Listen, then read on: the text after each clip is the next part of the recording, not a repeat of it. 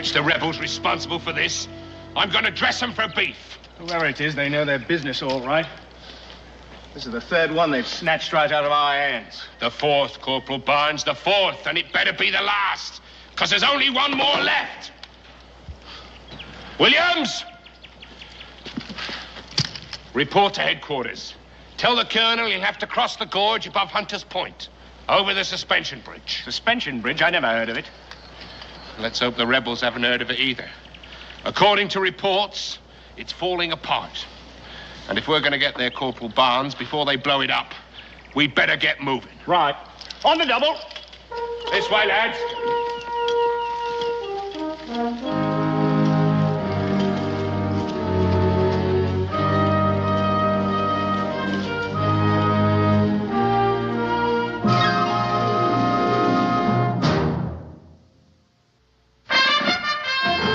Daniel Boone was a man, yes, a big man, with an eye like an eagle and as tall as a mountain was he.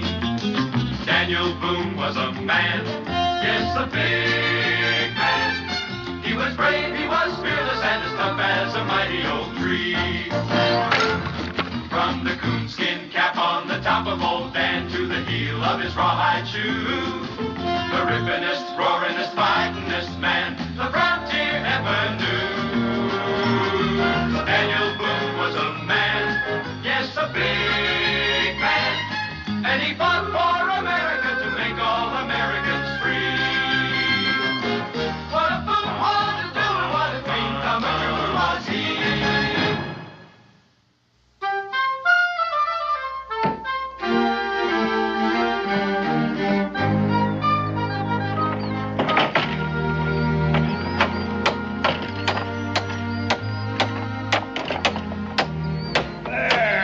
Got it. Well, I guess that does it for the braces and supports, Pa. As soon as we get some planking and those loose rails fixed, she'll be as good as new. Looks better than it did last year at this time. We could never manage without it. Hey, Clint, remember the first time you crossed it and took a safety line over? With you and Pa holding that anchor rope around my waist? Well, I don't want to try that again. Well, you said you weren't scared. Well, the only reason I did it was because I knew if I didn't, you were bound to have a try at it. You know, Pa, we could charge a toll for crossing it. Help to pay us back for labor and material. Oh, no. Anyone wants to cross, they're welcome to it. I don't aim to make any money out of anybody's need. But come on, help me pick up these tools. You can bring a couple of more loads across before summertime. All right, let's get this up here, kid. In there. All right, you take the lumber, I'll take the keg of nails. Okay.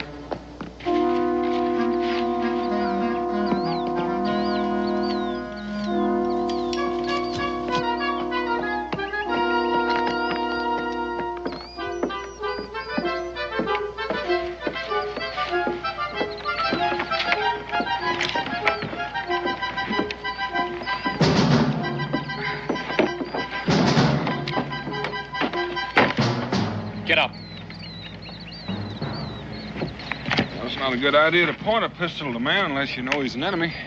How do I know you're not? How do you know I am? I'll let my father decide that.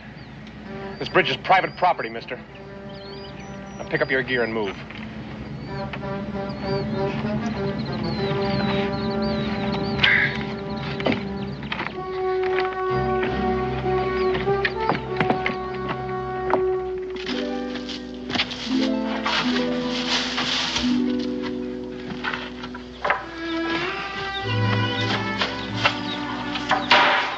I'm over here, Clint.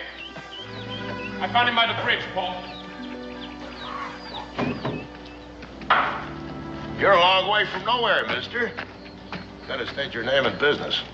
My name's Boone, and I didn't get a... Daniel Boone? That's right. Well, I'm mighty sorry, Mr. Boone. But what with the war going on and everything, This here's the man that opened the Cumberland Trail in Kentucky. Ain't that right? I reckon so. We might not even be here but for him. My name's Bickford, Mr. Boone. This here's my two boys, Paul and Clint. Howdy, Mr. Boone. Sure, I'm sorry, Mr. Boone, for back there. It's all right, son. No harm done. Mr. Bickford, I need to talk to you. Why, sure, sir. Go right ahead. Well, I didn't happen up here just by chance. I'm here on Army business. Well, how come you're not in a uniform? Well, I'm not in the Army, but I have papers authorizing me to carry out my orders. Well, what do the Army orders have to do with me, sir? Possibly quite a bit. You may not know it, but there's a British regiment on its way up here now. Oh, how does that concern us? British intend to burn all the outposts, destroy all the forts. My orders are to see that they don't come across to this side of the gorge. Well, I don't know much about military matters, Mr. Boone, but I know I can think a heap better over a cup of coffee. Come on.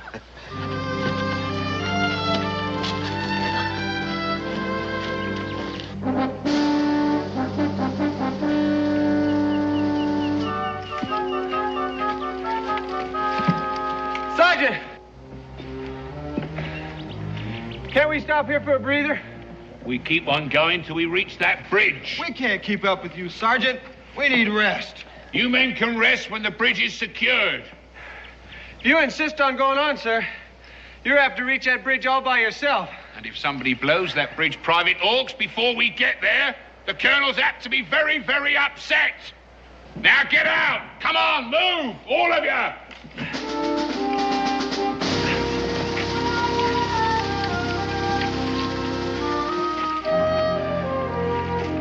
Your bridge is the only one left standing in 100 miles. We've blown up all the rest. I don't care about the rest. The forts the British aim to burn are the only one Virginia has. There are 10,000 Indians waiting to pour in if they're destroyed. Now, the whole outcome of this war might well depend on keeping the British off this side of the gorge. You don't seem to understand, Boone. We didn't fix that bridge just for something to do. It's harvest time. That bridge is our livelihood. The British will be here by morning at the latest. It's got to be done tonight.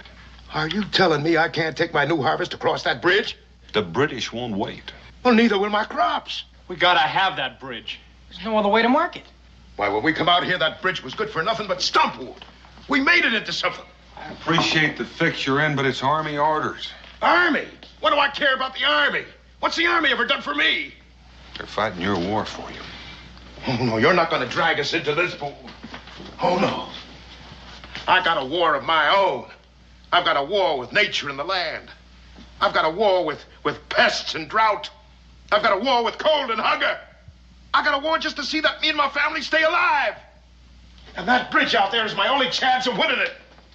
And you're not going to destroy any of it. Well, it's not my choice. And I know it's not an easy choice for you to make, but I don't think you'll enjoy keeping your bridge knowing the price of it was paid in human life. Men fight. They get killed. I'm not talking about soldiers. I'm talking about farmers and their wives and their children. You boys know what I'm talking about? Have you ever seen an Indian massacre? Or rather, what's left of one? Well, I have, and it's not a very pretty sight. Don't you pay him no mind, Paul. Nothing like that's going to happen. And if it does, it won't be any fault of ours. Oh, it'll happen. But I don't know how well you're going to sleep at night with that on your conscience. You think about that. I am thinking. I'm thinking I don't much like someone coming here and telling me to do this and do that. Don't you understand, Boone? I've got enough worries. My farm, my sons. I can't worry about the whole world. You're willing to trade crops for sons. That's not what Pa's saying. You're just twisting his words around. Oh, no, I'm not, son. Is a bridge more important to you than human life? Now, you get out of here. Get off our land. And don't come back, because we'll be waiting for you. Mr. Bickford, I have orders to blow up your bridge. And I'm going to do just that. Clint, grab him.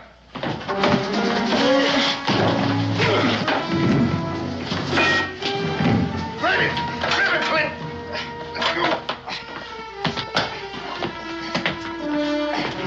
Why don't you open up the cellar door?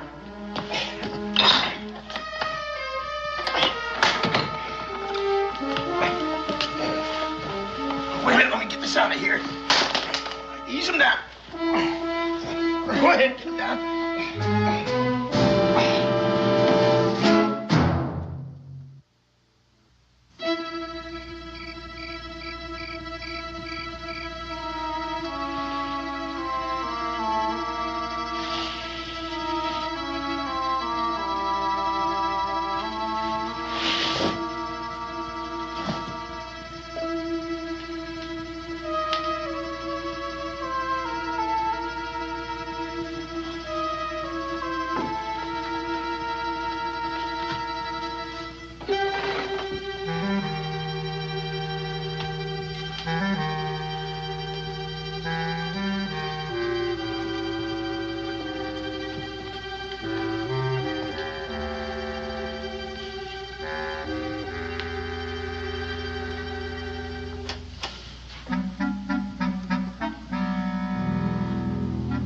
Supper's on.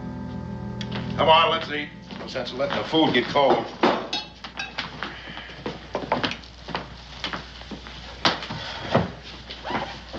Don't you worry about Boone. He'll be all right. We thank the old Lord for watching over this house, for giving us the courage to persevere, and for blessing us after all these years with good crops. Amen. Eat your food, boy. I'm not very hungry, Pa. You will be tomorrow when we start harvesting. You know, Pa, I've been thinking. About what? More about things. About things, hmm? Pass potatoes. Well, about what Mr. Boone was saying. Forget Mr. Boone. He didn't say anything worth thinking on. How can I forget him when we got him prisoner? And besides, I just think he was getting at something. Something important. Did you now? Pa's right, Paul. Boone was just running on, saying what he thinks. That don't mean we have to think the same. Yeah, but I never heard the war talked about that way before. I mean, I never did worry about anybody else's stakes in it except our own. A man wants to survive out here. That's all he better worry about, son. But crops for lives? Would you really want that on your conscience? Now, if I was you, I wouldn't be so quick to listen to Mr. Boone. It's easy enough for him to come here and tell us what our problems are and how to solve them. But he can just walk away after it's all over. Well, we've got to live here and take what comes. You're too young to remember. We had a good crop once, ready for harvesting. And what happens? Neighbors' cows broke through the fence and trampled the crops. But they didn't trample, they ate. Now, what did the neighbors do about that? They just said, we're sorry. Just like Mr. Boone. They gave us half a side of beef. Half a side of beef. Had a scratch to make it through that winter. What do you think we came out here for, Paul? I know, to get away from people, to have some peace. Get away from the war, I reckon. But it seems like the war's come to us now. And maybe it's like Mr. Boone said, there's just no way for us to stay shut of it. Mr. Boone! Mr. Boone! I tell you, it's not our fight. And I have to see that we don't have any part of it. Well, you always used to say us settlers had to stick together if we were ever going to be free. If there was ever going to be a really good country here. Well, what's the use of being free if you're hungry? If you're not free, you shouldn't even be here. Now, this is the gratitude I get. Not a thing I ever did wasn't for you boys. And now the first stranger comes along, you start repeating them as if he was the only man on earth who knew anything. I was only asking some questions, Pa. Don't ask any questions.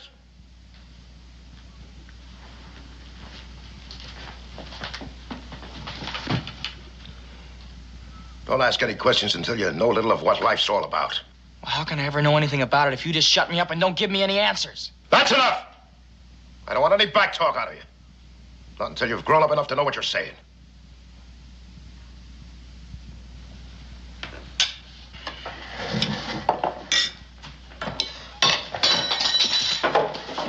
Where do you think you're going? I have a little talk with Paul. You didn't have to be so hard on him. Well, let him simmer down for a while. If I'm not hard on him, how's he going to learn? Life is going to be hard on him. Like it is hard on all of us. He hasn't grown up enough yet to start passing judgment on his father. He wasn't passing judgment on you, Paul. He was just trying to sort things out for himself. You always said before a boy becomes a man, he's got to do that. Oh, this is different. What we're talking about is something else again here. Well, maybe that's so, but I still think that... Don't argue with me. I wasn't arguing with you, Paul. Maybe Boone had a thought there. Oh, about the situation. Now, don't you give me any trouble. I know I'm doing the right thing. You know, anything you do is going to be the right thing with me, Paul. Still, it don't set easy with me. Keeping Boone prisoner. For 2 or 3 days? Till we get our crops across the bridge? Now, what's the harm in that? None, I suppose. All right, then stop worrying about it. Well, my congratulations, Sergeant. I may never be the same again, but it seems like this time we beat the rebels. We haven't beaten them until the regiment crosses to the other side. Now, I want all you men to stay alert and keep a sharp eye on this bridge. Is it all right if we rest while we're doing it, Sergeant? You'll stay alert, Corporal, by walking your post until the regiment comes. Another few hours won't kill you. You Hawks and you Carpenter, keep your stations here. I want this side of the bridge secured. The rest of you follow me.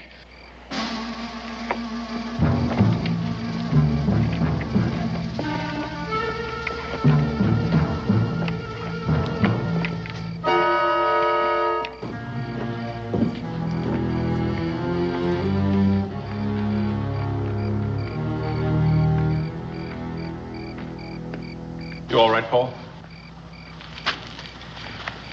Paul didn't mean what he said. Then why did he say it? Well, you got to understand about Paul. Life's never been very good to him. I reckon he's failed at almost everything he ever tried, due to one thing or another. In a way, he even blames himself for Ma's dying. Or feels guilty, anyway. Because she never had the things he thought she ought to have. Can you understand that, Paul? I reckon I can. That's why the bridge is so important to him. 'Cause we got a good crop this year. And if you look at it one way, that bridge could be the difference between success and failure. And I reckon he just can't bear the thought of losing out again. You think he's right in what he's doing, Clint? He thinks he is. And I reckon when it comes right down to cases, the man's got to act according to his own lights. No matter who gets hurt. That's the hardest thing about making up your own mind. Well, Pa's got his mind made up. So it seems. But you're not too sure about yourself. What makes you think I'm not? You stand there and tell me about how I got to understand the way Pa thinks. Only it's not me you're trying to convince. It's you. You know, for someone who's not grown up yet, some of the things you say make quite a bit of sense. Oh, you're just trying to make me feel better. Maybe. The question is, do you? You know, Clint, I always feel good when I talk to you. Good enough to eat your supper? Yeah, I guess even good enough for that. You go in the house and eat. I'll go help Pa in the barn.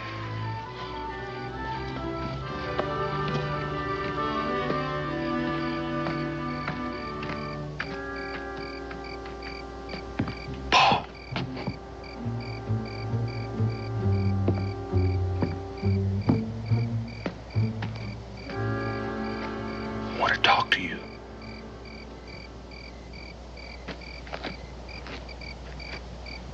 What about? Well, I'm sorry I brought up things that made trouble between you and your pa. There wasn't no trouble. Oh, I thought, Don't matter what you thought. My pa's always known what's best. well, maybe things might be different this time. Wow. Well, look at it this way. Your pa may think he's being neutral, but by helping the British, well, it's plain to see what it adds up to. He might be called a traitor. You don't know what you're talking about. My pa's no traitor. I'm sure he doesn't mean to be, but that's what it adds up to. And by your helping him, that makes you one, too. I know what you're trying to do. I'm trying to get you to keep your father from becoming a murderer. A murderer? Paul, what do you figure he's going to do about me? I don't know. Let you go, I guess, when he thinks it's safe. He lets me loose. He knows the Continental Army gets wind of what he's done here. He'll be hanged as a traitor. That leaves only one thing for him to do, to kill me. He couldn't. Paul, when a man wades deep enough into a river and the current gets at him, it'll carry him away whether he likes it or not. Hey, you there.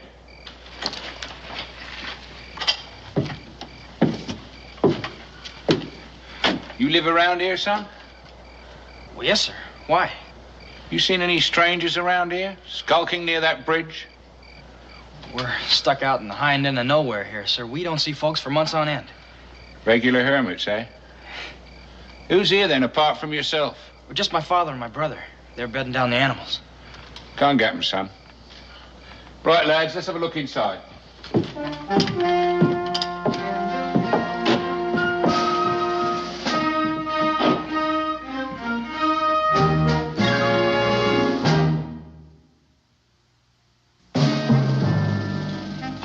Thanks, Mr. Bickford. A good cup of tea helps after a long march. There's some food on the table, then. That's most hospitable of you. Poor colonials. Are you as generous to rebel troops who pass this way? We don't take sides in this war, sir. I should think you'd have a hard time staying neutral. Well, not way out here, sir. There's nobody nearby that would care one way or the other. And besides, we've been very busy tending to our own affairs, sir. That's wise of you. If the rest of the colonials thought as you do, this country would be a lot better off. I presume you own that bridge out there. Yes, sir, I do. Then I request permission for its use in transporting His Majesty's troops. Just go ahead and use it. I reckon it wouldn't do me any good to say no. I think you're quite right, they say. Full rifle, Sergeant, all I could find. Are there any other firearms in the house? You have them all right there. Take charge of them, Corporal. Aye, sir. What's down there? Sir, it's the storm cellar, sir. There's nothing in it, just some potatoes and seed and trunks and old stuff.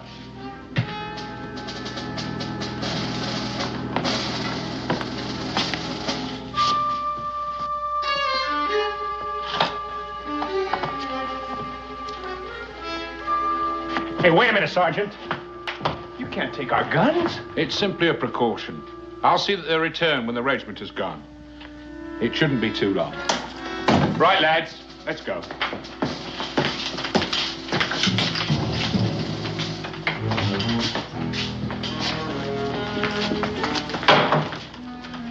Well, that was close. Well, now we can forget about the British. Our troubles are over. Yeah, well, maybe they're just starting. Nonsense, boy. We've got no quarrel with them. Well, what are we going to do with Boone? Well, leave him there. He has sense enough to stay quiet. It'd be mighty awkward to try to explain his presence here. All right, you two get to bed. It'll be over tomorrow. And remember, if we're friendly to them, they'll be friendly too.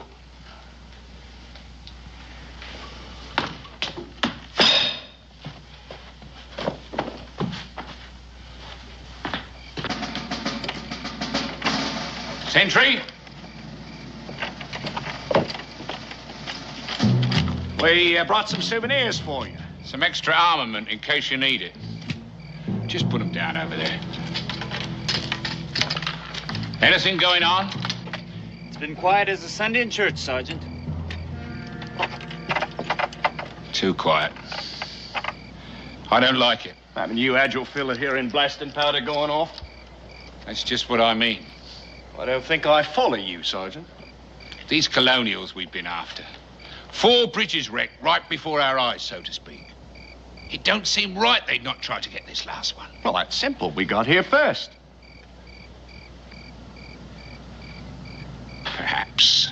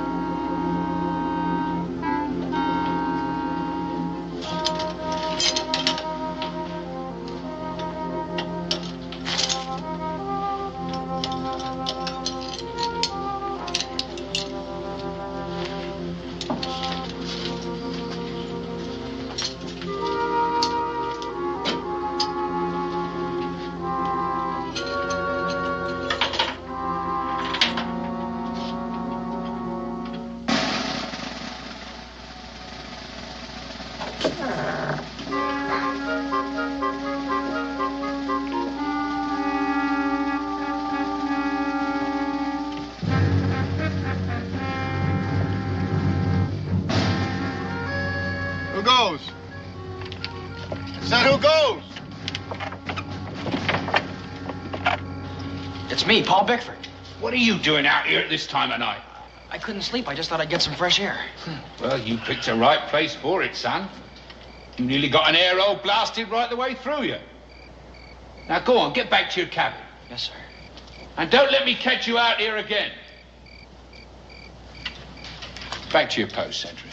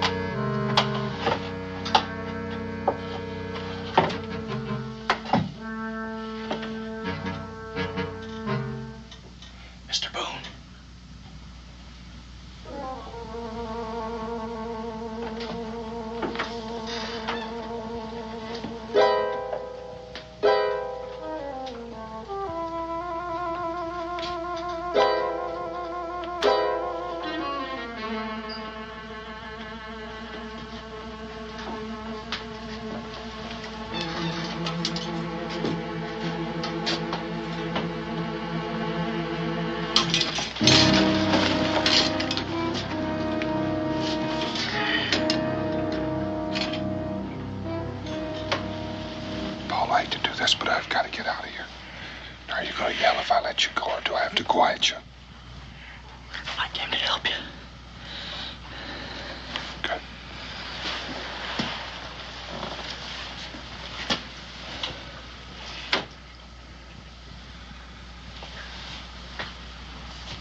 Is there anyone awake up there? No. Mr. Boone, what you said about my pa's becoming a murderer, you weren't lying to me, were you? I wasn't lying. My pa ain't gonna see it my way. But it just seemed to me I sort of had to save him from himself. You'd better get out of here. It's coming on to first light.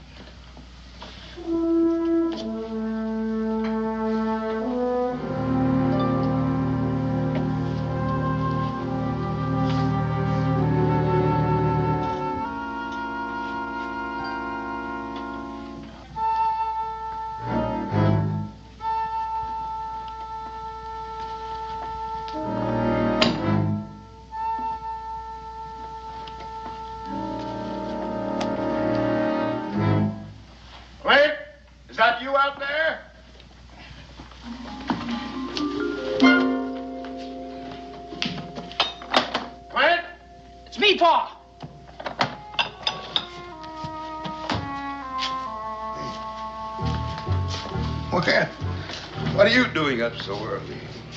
I couldn't get any sleep, Pa. I knew there was a lot of work to do today. Just thought I'd fix the fire and put on the coffee for you and Clint when you got up this morning. Oh, that's real thoughtful of you, son. It'll be a while before it's done, Pa. I'll call you. Ooh, it's not worthwhile going back to bed. By the time I got dressed and washed, breakfast will be done, and then it'll be light enough to tend the stock.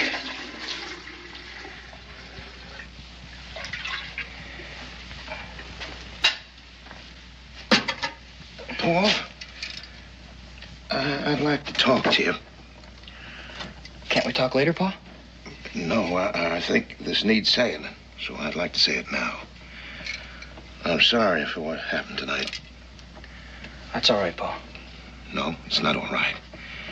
But a man sometimes says in anger what he don't rightly mean. I know that, Pa. You know, a man's entitled to his opinion. I just want you to know that what I do is not for myself. It's for you boys.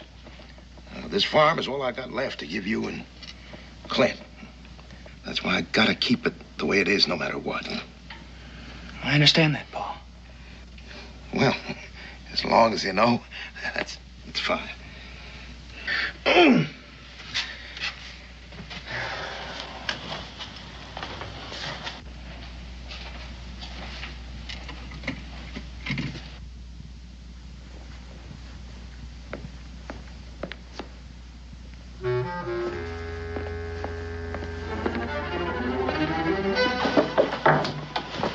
What is that?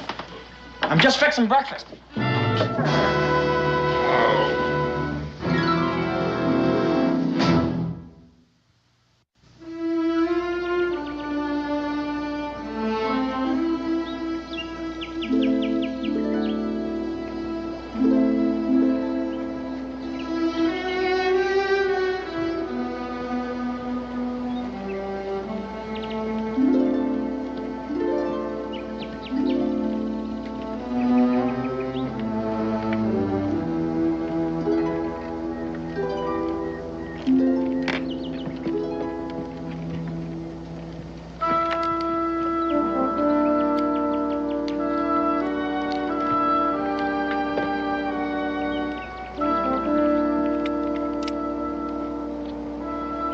Sergeant Malcolm! Sergeant! On the double!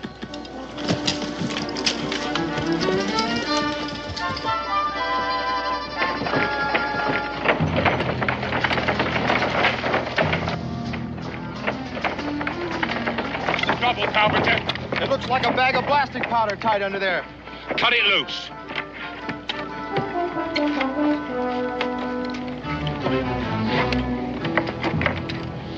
It's blasting powder, all right.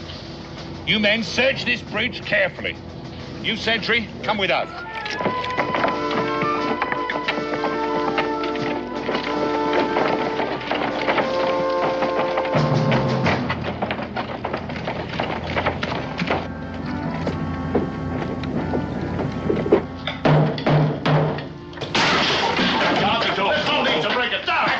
to the fireplace and turn around, the three of you. Move over there. Now, just a minute, Sergeant. I'll give a man a chance to explain. Explain? What would you like to explain? This?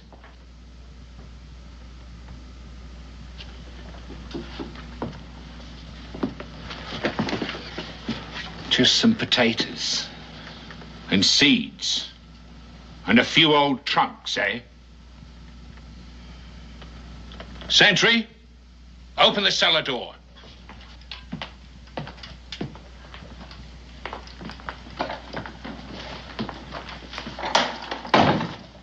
Tell him to come out. Well, tell him, Pa. Tell him you can't call anybody out because there's nobody down there.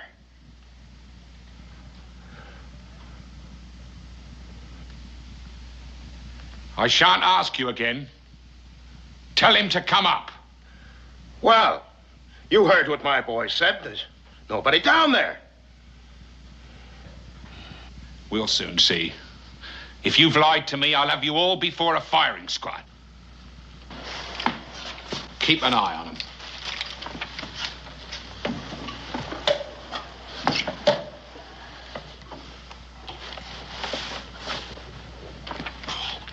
It's all right, Clint.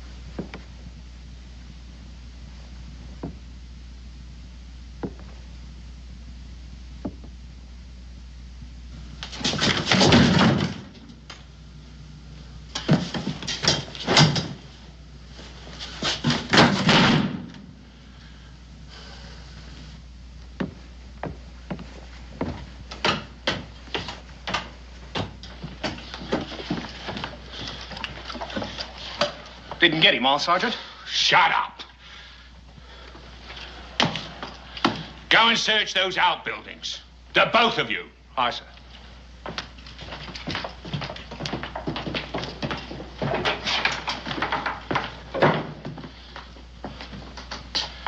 Mr. Bickford, I believe that something's gone on here that you haven't told me about.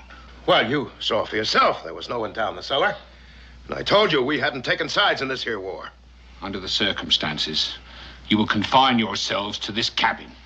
Well, Sergeant, we have a stock to tend to. Horses to be fed. A cow to be milked. All right. See to your stock. But I don't want to see you near that bridge. Understand?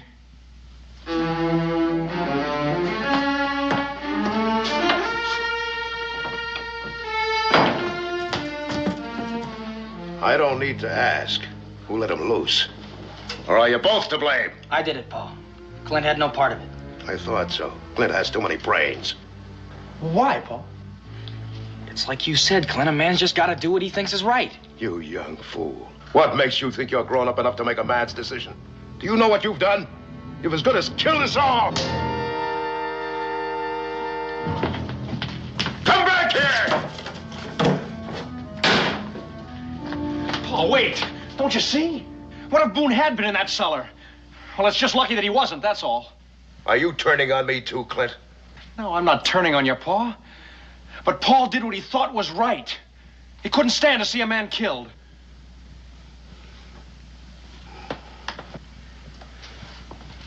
Oh, I should have killed him myself while I had the chance. Now he's got his powder and he's gonna blow up our bridge. It's not important, Paul. Look, I worked on that bridge just as hard as you did. Maybe harder. But it still ain't worth killing for. It's not too late. He's out there somewhere. He's out there near our bridge. Are you coming with me, Clint? Pa, you can't go out there. The British are still there. I could explain to the British. They'll stop Boone from blowing it up. Pa, will you listen to me? Boone can't blow up the bridge. Not with our British still there.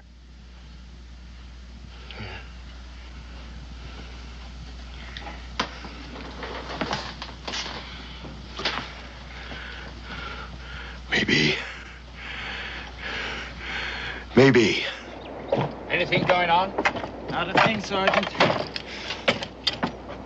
There has to be someone around here somewhere. You two go and search the woods. Barnes and I are going to have a look over the other side.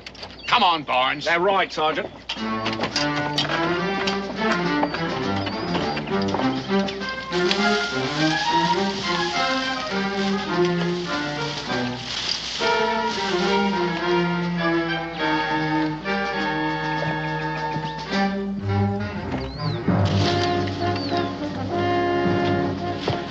Looking for me. Much obliged. They got our guns and yours, too.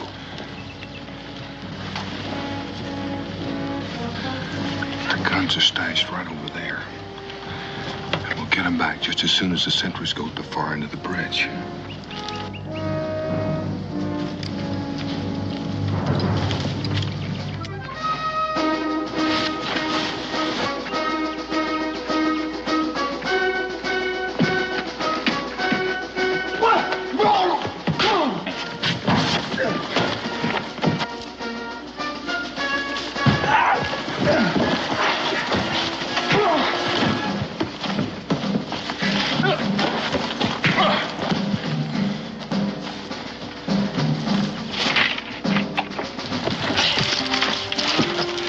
Paul, get up on that cliff. Be careful.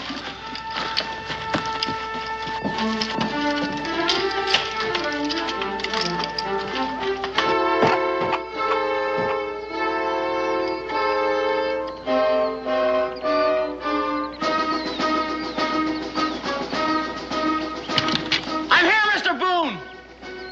Keep them back.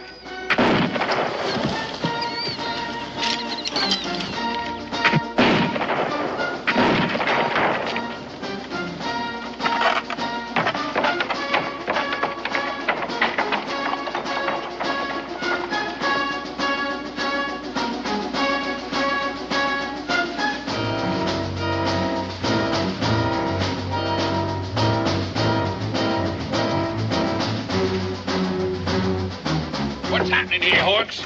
That kid on top up there. Yeah, never mind him. Get this man on the bridge.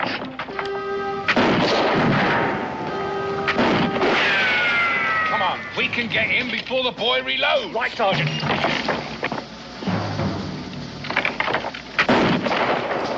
Hey, He's got all those rifles. Get back.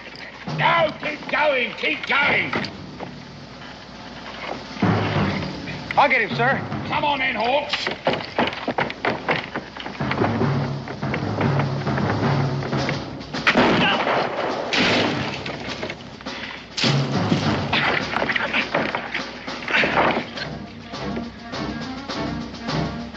Get that man there, Corporal.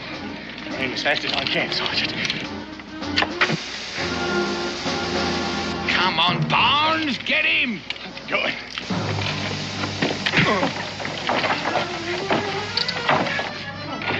He's not in the clear.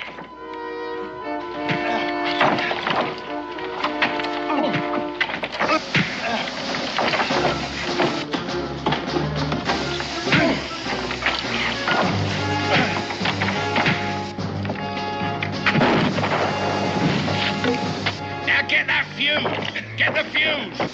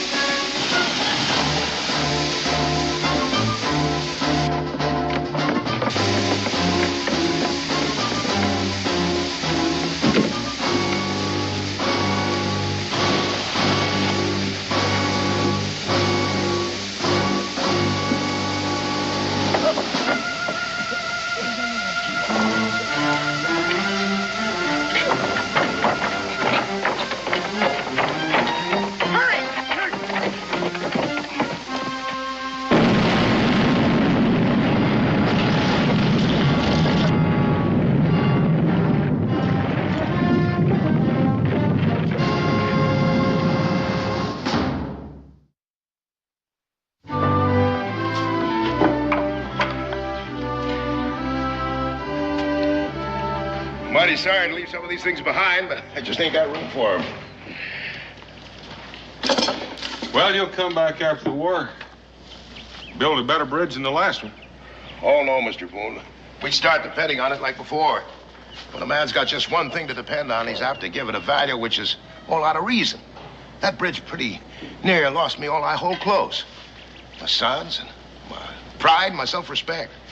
It cost me dear, but I'm glad I got it learned in time. And I learned something else, too. Those boys of mine got more brains than I have. You ready to start, Mr. Boone? Anytime you are. Let's be about it.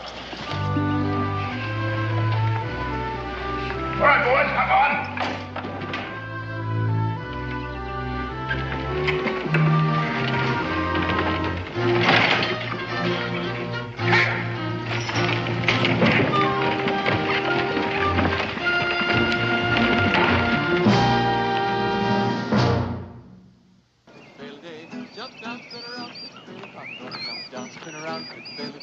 Had a little woman, she could pick a bale of cotton. Had a little woman, she could pick a bale a day. She's my woman, she can pick a bale of cotton. She's my woman, she can pick a bale a day. Oh, Lordy, jump down, spin around, pick a bale a day. Jump down, spin around, pick a bale a day. Jump down, spin around, pick a bale of cotton. Gonna jump down, spin around, pick a bale a day. Had a little woman, she could pick a bale of cotton. Had a little woman, she could pick a bale a day. She's my woman, she can pick a bale of cotton. She's my woman, she can pick a bale a day. Oh, Lordy, jump down, spin around, pick a bale a day. Oh, Lordy, jump down, spin around, pick a bale a day. Gonna jump down, spin around, pick a bale of cotton. Gonna jump. Howdy. Good morning. Morning. Mighty nice day. Yes, it is. Mind if I ask a personal question? No. Well, what are you doing up in the tree? Oh, well, the baby bird, it fell out. Have you thought about how you're gonna get down out of the tree? Down? Oh, well, Here, let me help you. I'll give you a little hand. You gotta trust me. There you go. Get your hands off my daughter!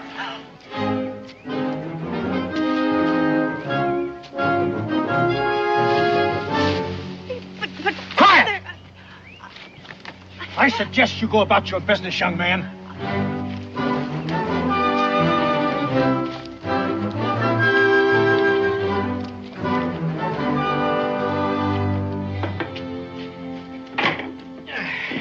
Fair weather friends. That's all they are, every last one of them. Well, Cincinnatus, it's plowing time, and you can't expect farmers to I come can't to town. expect a darn thing ever since they passed that blasted whiskey tax. Ever since I emptied that last keg of whiskey, there ain't been nobody in here but females. Ben, you don't suppose they'd repeal that there fool law, do you? Well, I was down to Salem the other day, and I hear folks talking that Congress just might be changing their mind about that there tax. Yeah. Yeah. Howdy. Morning. I sure could use a drink. We got some apple cider, and that's all we got. That's all right. Nothing I like better than good apple cider. Let's see now.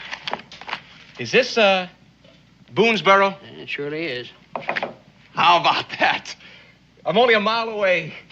I feel like Moses coming out of the wilderness. Listen, 1 mile away from here is going into the wilderness, not out of it. Where you bound? New Harmony Village. What? You folks new around here? This is my tavern. I'm Cincinnatus. Jim McGill. Mr. McGill. I'm Ben. I Ben? work around here, having that. Thank you. Now, what were you saying? The new what? Oh, sure. It says right here, the new, Harmony Village.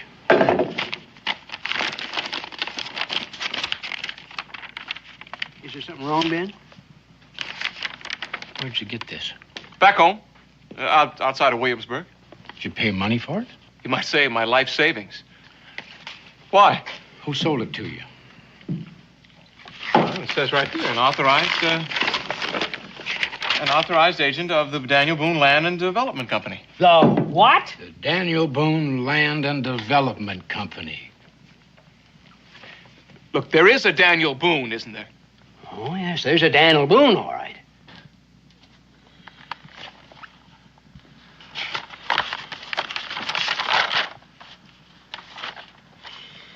It's a complete swindle. That's a fact. Yeah. And a forgery. Reckon so? Well, I don't know. We'll have to do something. We? It's your land and development company. It ain't ours. A friend in need. I don't know what to say, Jimmy. It's just nothing. I've been carrying this thing for a good long 300 miles, Mr. Boone. Been keeping it dry in all kinds of weather. And every time I camp, I read the print clear off the page. You might even say I know it by heart. But look, that's your name, right? Just nice you got a quill around here someplace. Right over here, Daniel. Jimmy, this is my signature.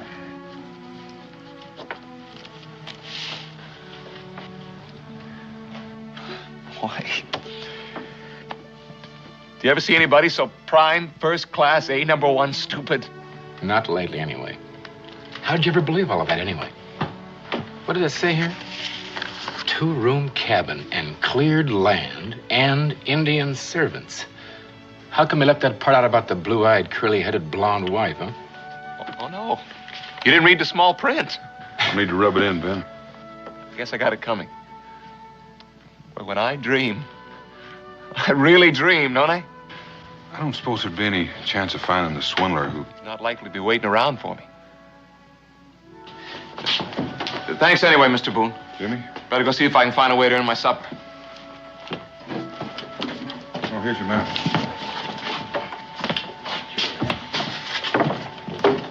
Yeah, that is a strange one, Daniel. Yeah.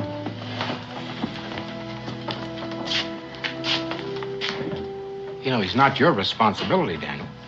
Oh, I know it, Ben. He took it like a man, didn't he? Yeah, he did. Well, put yourself in his place. I sure wouldn't mind. What is Rebecca cooking up for supper anyway? Always thinking about your stuff. Yeah.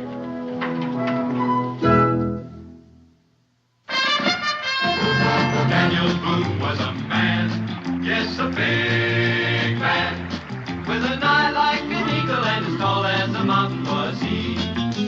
Daniel Boone was a man, yes, a big man. He was brave, he was fearless, and as tough as a mighty old tree. From the coonskin cap on the top of old Dan to the heel of his rawhide shoe, the rippinest, roaringest, fightingest man the frontier ever knew. Daniel Boone was a man, yes, a big man, and he fought for America to make all Americans free. What a Boone wanted to do and what a dream come true was he.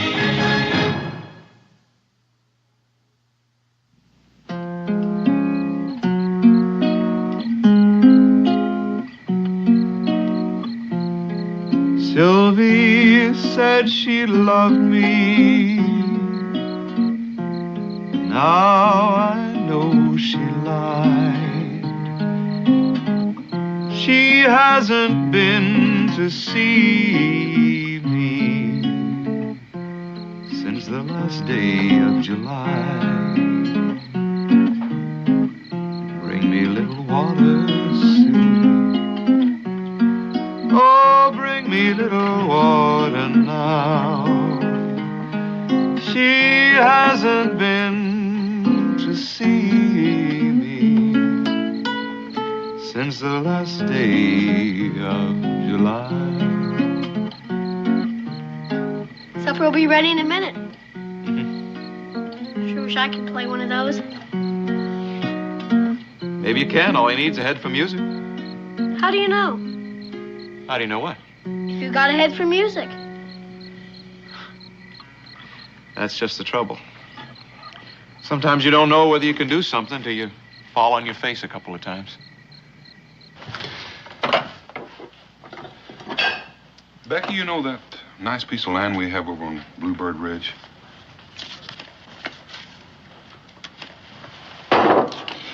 Listen, you're going to have to stop reading my mind. Why, it's my favorite form of entertainment. Makes me itch. Well, you can take a nice bath in the creek on your way over there in the morning.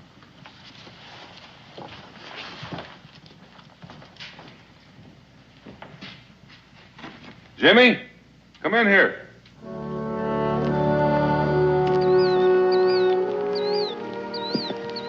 It's good soil, Mr. Boone. A man couldn't ask for any better. And all this. Well, this is about the prettiest place I've ever seen. But I've got no money to pay you for it. The Daniel Boone Land and Development Company. Well, you don't have to pay me right now. You can pay me a little at a time, whenever you get ahead. I'm pretty sure Cincinnatus would give you credit for seeds and supplies. Sure is tempting. Tell you what. Let's go see Cincinnatus right now.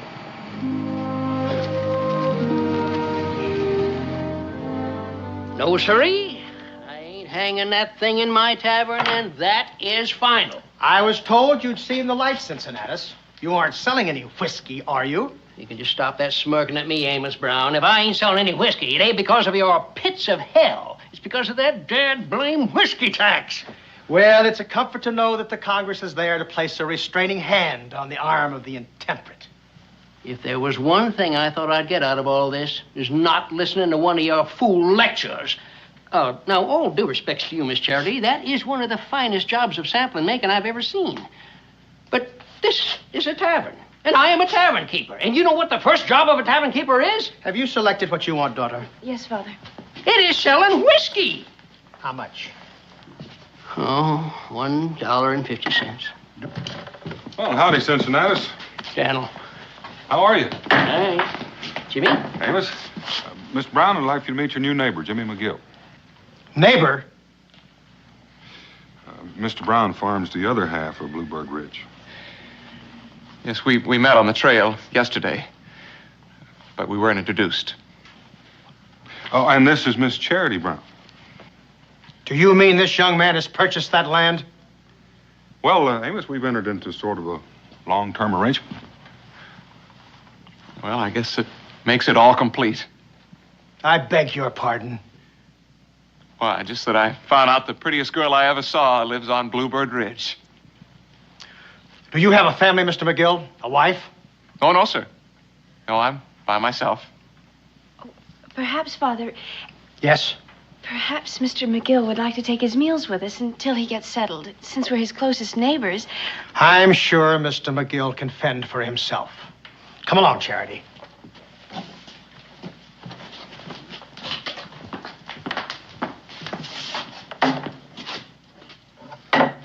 But on the other hand, you might like to join us for Sunday services. I sure would like that, sir. Good. Mr. Samuel Stone will be with us. Charity is betrothed.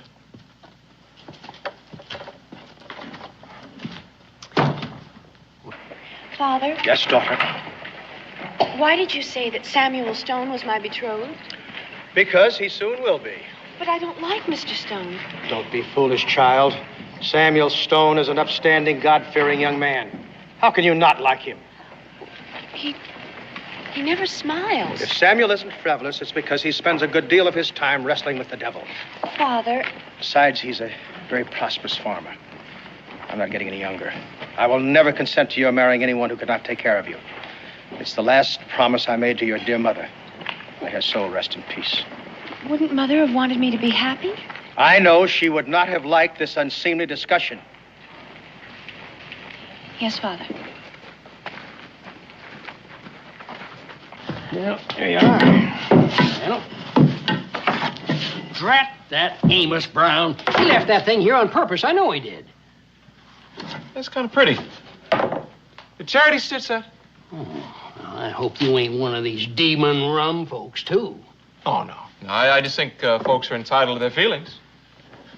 You know, Cincinnati's going to take me about 100 years to pay you back for all of this. I wouldn't say that long, Jimmy. You do a little trapping in the winter like the other folks around these parts, and we'll likely be squared up in a couple of years.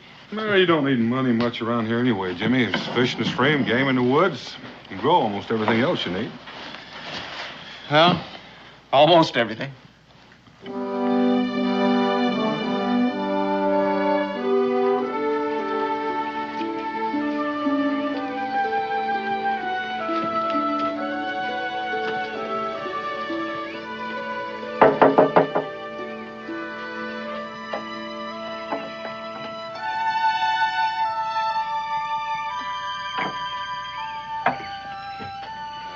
You forgot this. I thought I'd just drop it by. Oh, thank you very much. Mr. Brown, you have a very nice house. Thank you. You seem to be a very sensible young man, Mr. McGill. Why, thank you, sir. So it should be easy to make you see things clearly. Charity is spoken for. But even if she weren't, well, I take it that that mule is the sum total of your worldly goods. I may not have many worldly goods, Mr. Brown, but I do have a good pair of ears. You all feel free to drop by my house anytime. What house? That's right. Really forgot I don't have one yet. So long. And that, my dear daughter, is that. Unless I have raised you for 17 years to suddenly find that you have become disobedient. No, Father.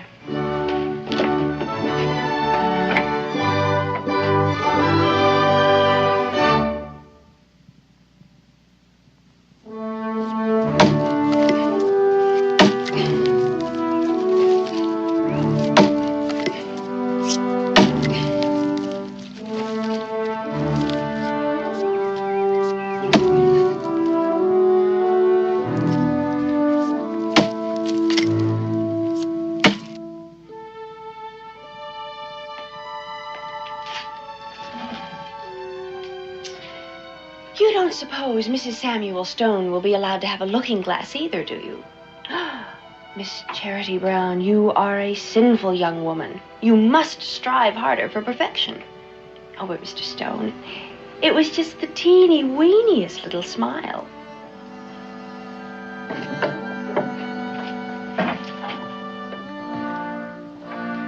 I hope I shall prove worthy of your confidence, Mr. Brown. As you know, I'm always striving for perfection. I'm aware of that, Samuel. And that's why I feel that you and Charity should be married sooner than we discussed. Well, I trust that she hasn't strayed from the path in some way, sir? She is my daughter. But she is a female. And as such, a frail vessel at best. Well, this sudden haste wouldn't have anything to do with the young man who just purchased the other half of your hollow from Daniel Boone, would it? Who can tell what disguise the devil may assume next, Samuel? Now, suppose we work out the details, and then we'll have my daughter join us.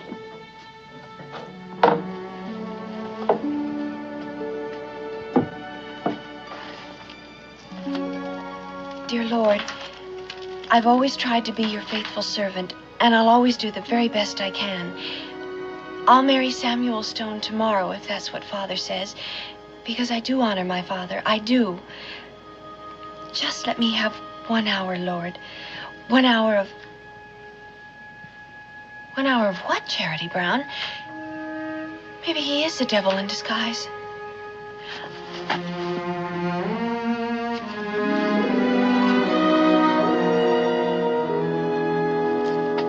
The dowry, of course, will remain the same.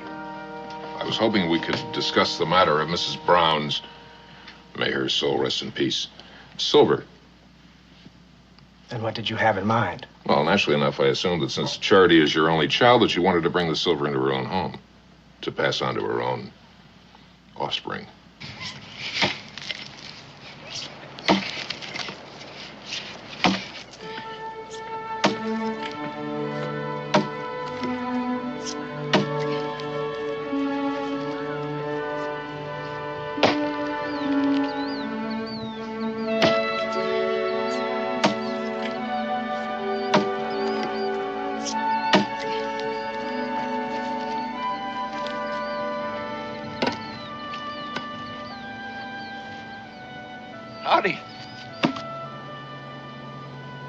I thought you might like some bread.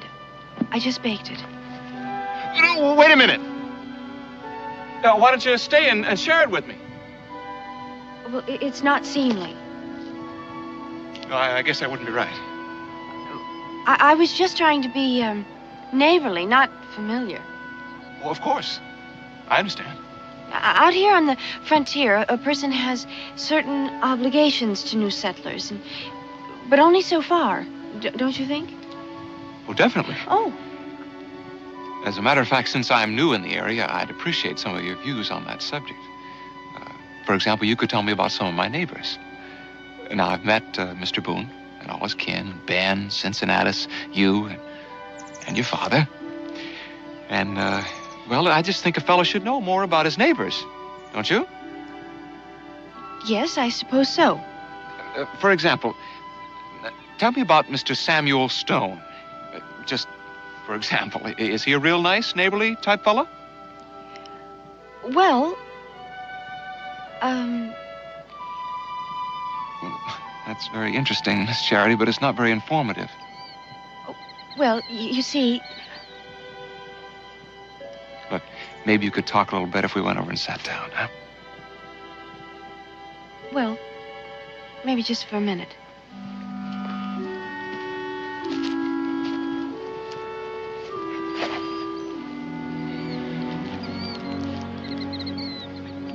Do you have to do that?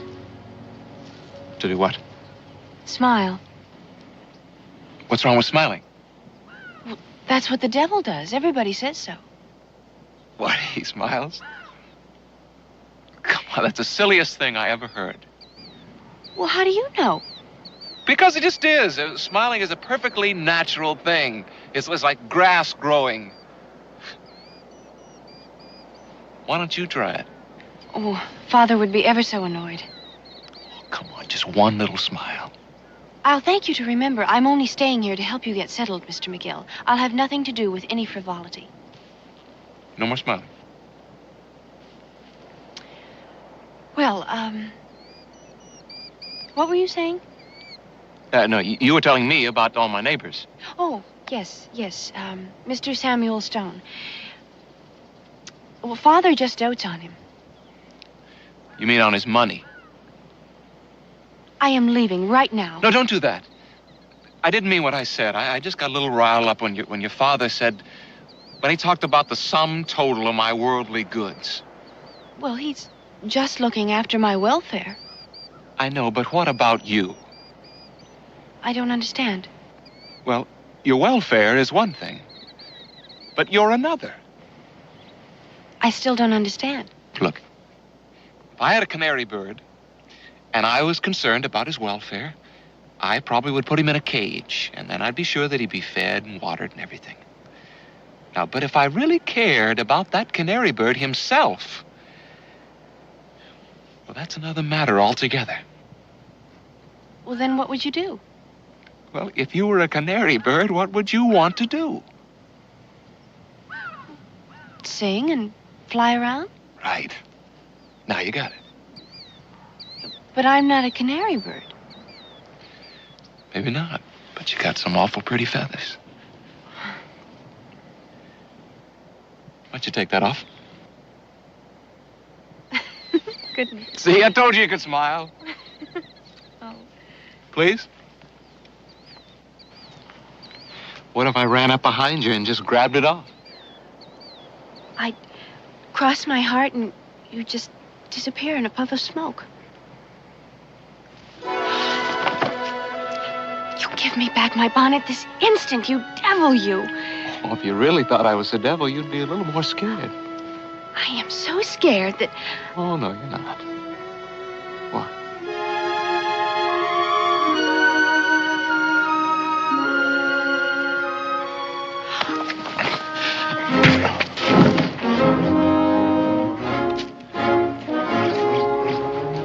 And I'm real pleased to meet you, too, Mr. Stone.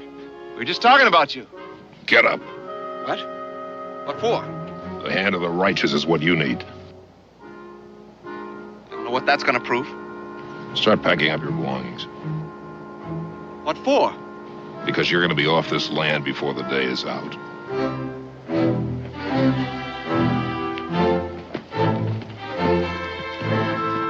I don't know how you're gonna manage that, Mr. Stone.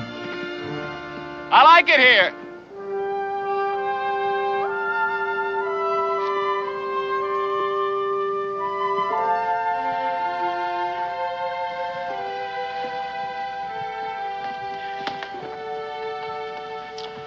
Now, daughter, Father, does it have to be so soon? 3 months isn't too soon, my dear. Have I ever done anything that wasn't in your best interests? No. And have you ever seen Samuel do anything that was unchristian-like? He punched Mr. McGill in the jaw. Well, you have to admit that the provocation was uncommon. I suppose it was. Now, I know that I am the most fortunate of fathers. You could disobey me. That seems to be the way with children these days. But you're a sweet and reasonable girl. Thank you, Father. Now, why do you think I want you to marry Samuel? Because I worship riches? Well, because he is a godly man, I suppose, Father. Partly. But that young man in the woods back there, he too might well be a godly man.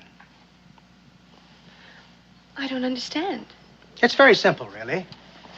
The wilderness is a killer of women. Hard work, childbearing.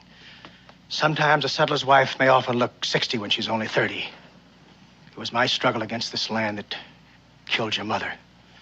And I've sworn that the same will never happen to you. Now, do you understand? Yes, Father. And will I hear you singing at your work once more? I will try. Good girl. Father, Yes, dear.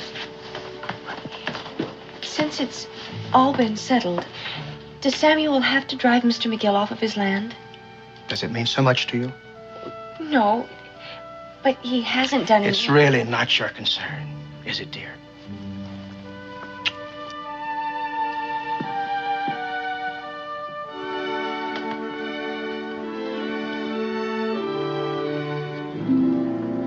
Samuel, I'm afraid I've already sold that land.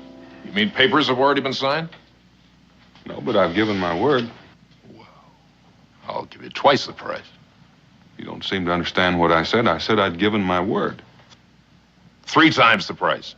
Samuel, you don't need that land. Jimmy McGill does. I'm not concerned with that person's needs. I'm making you a business proposition. And I'm turning you down.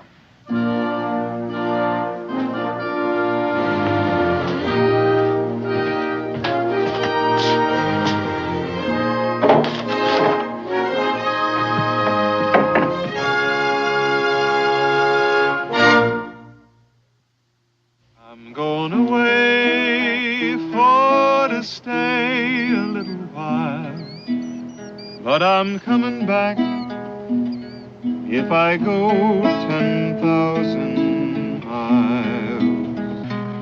Oh, who will shoe your foot? Who will glove your hand? Who will kiss your ruby lips when I am gone to the promised land? Oh, it's me who'll shoe your foot. It's me who'll glove your hand. And it's me who'll kiss your ruby lips when I am gone to the promised land. I'm going away for to stay a little while, but I'm coming back if I go 10,000 miles. I'm going. Take you 10 years to clear the land at this rate. I know it. Say, just what did you do to Samuel Stone anyway? I kissed Charity Brown on the cheek. Why? Well, he tried to buy your note last night from Daniel. Offered him 2-3 times the price for it. He didn't sell it to him. No, Daniel wouldn't do a thing like that. Doesn't matter anyway, I guess. Hey, would you mind standing up? I want to kick you in the pants. What for? Because I feel like it. That's what's for. Yeah, I guess I deserve that, don't I? You're darn right. Listen, there ain't nothing standing between you and Miss Charity Brown that you can't earn in 10 or 20 years of back-breaking labor. I better get to work then. Hey, you got another axe? Sure do. Give you a hand.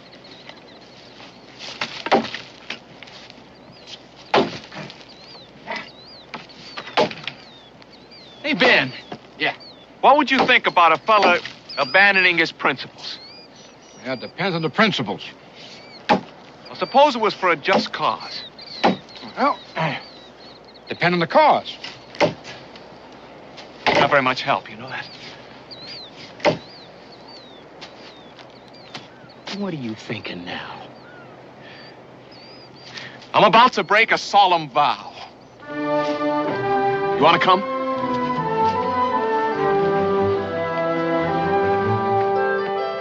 No, sir.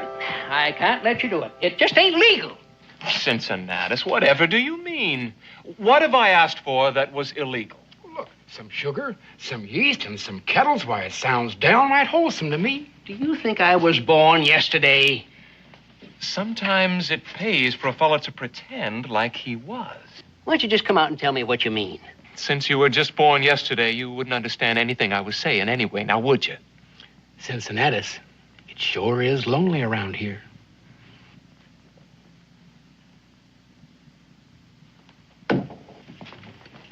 All right.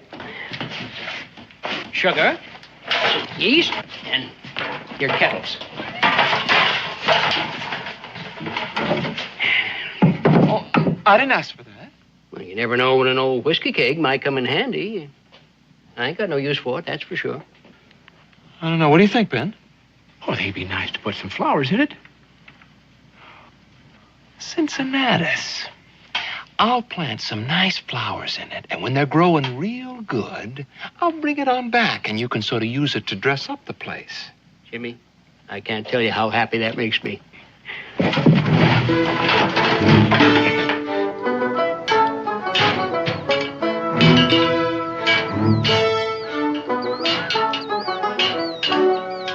Hey, you sure you know what you're doing? Of course I do.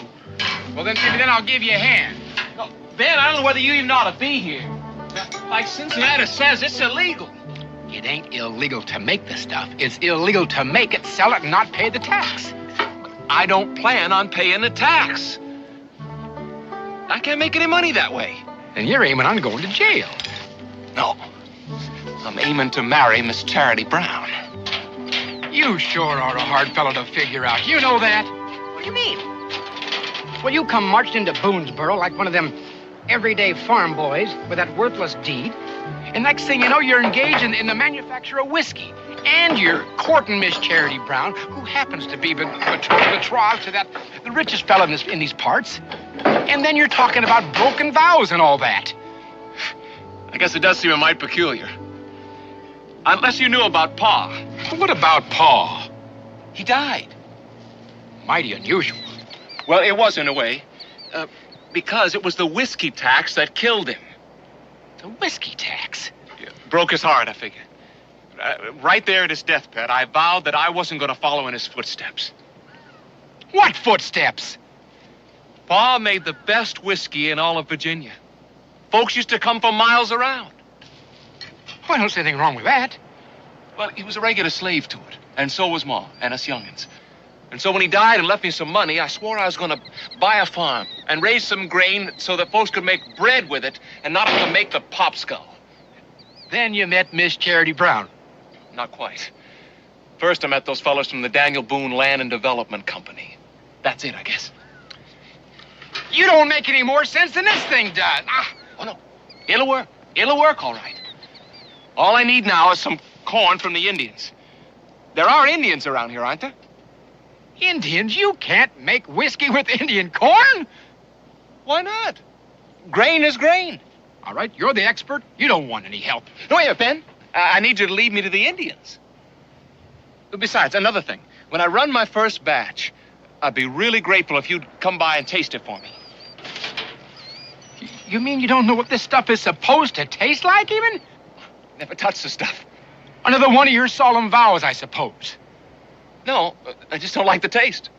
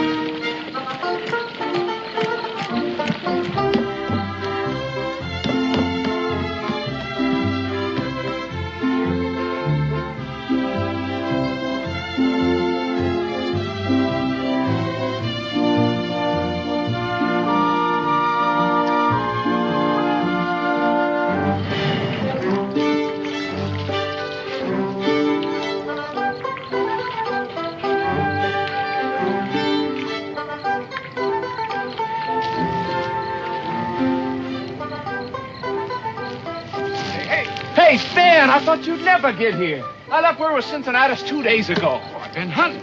What's wrong? You look awful. Here, take a cup. Smells like whiskey.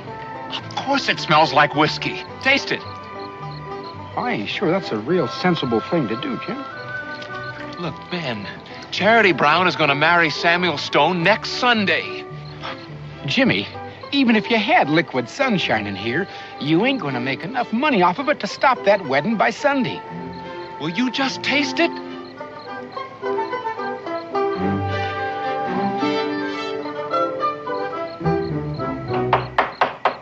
Cincinnatus, come on! I'm coming! You hold your horses. Get a decent night's sleep. I'm coming just a minute. Now, hold it, Tart. Ben, what are you doing here? Shut up, you old fool, and get me a mug. But it's the middle of the night. What do you got there? I got you a barrel of flowers. A barrel of flowers? Yeah. Shut up and drink that now.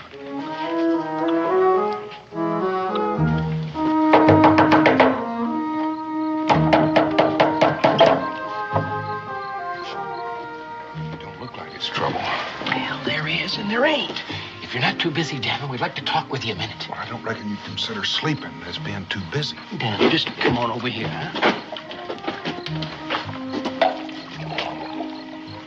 It's a mite early, isn't it? More like late than early. I take it's important that I take a drink of this right now. It is.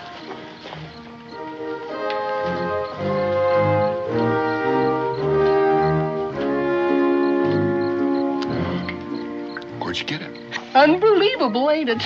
You'll never guess what it's made out of. All right. What is it made out of? Indian corn. Indian corn? I suppose that's possible, but where? Jimmy McGill. Brought it from Virginia. No, he made it. Right up there on Bluebird Ridge. Himself. And here I thought he was a farmer. Well, he is, but he's got this problem. Then you tell him. Jimmy didn't even taste it. That's right. He hates the stuff. He made it for Miss Charity Brown. Charity Brown? Well, I don't know what you're talking about. Maybe I'm still asleep. Charity Brown? Well, yeah, you know that Miss Charity Brown is going to marry Samuel Stone next Sunday. Well, you know, it's her pa that's again her liking Jimmy. If Jimmy ever had any money, why, her pa might look at things a little bit different. That's the only problem. Jimmy's got no money. That's why he made this still up there in the hill. I see.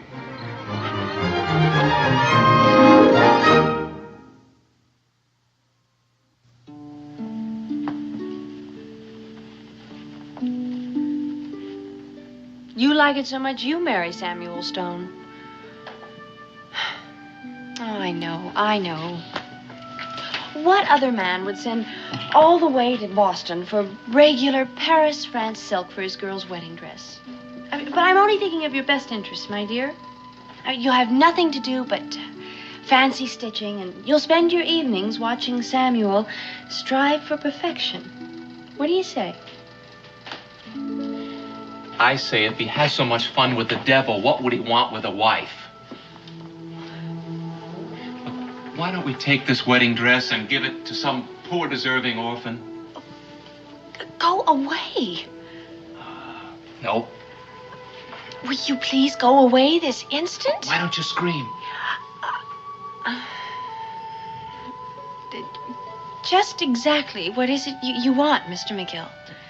I want you to call me Jimmy. In the middle of the night? It's as good a time to start as any. Are you going to leave, or am I going to have to... Scream? We've been through that. Well, then, just what is it you want, Mr... Jimmy. Jimmy. I want you to come over here and give me a kiss. What? You heard me. You want me to leave? Well, I certainly do. One kiss. Off I go.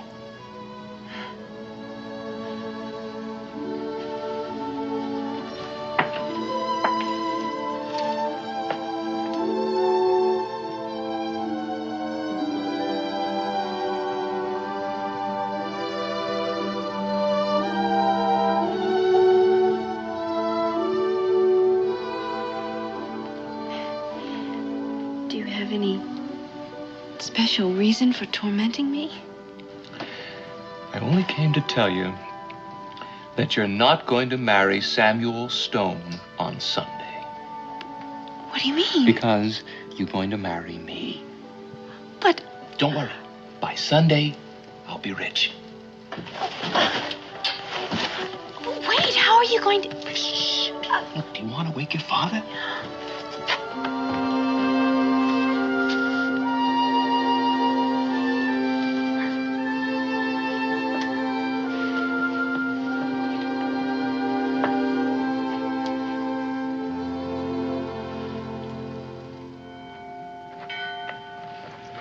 He'll be late. He'll be late. I know he will.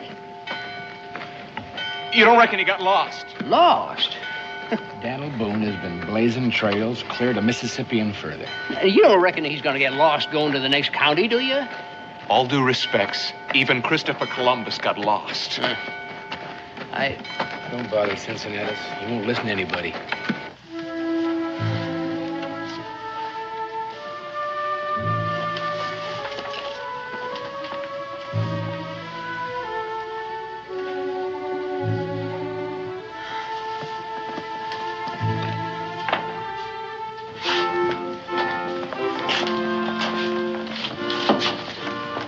I can't wait much longer, Mr. Stone. I'm sure they'll be along directly.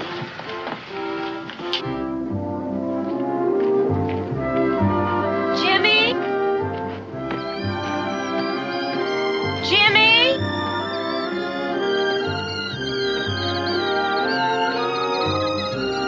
Jimmy?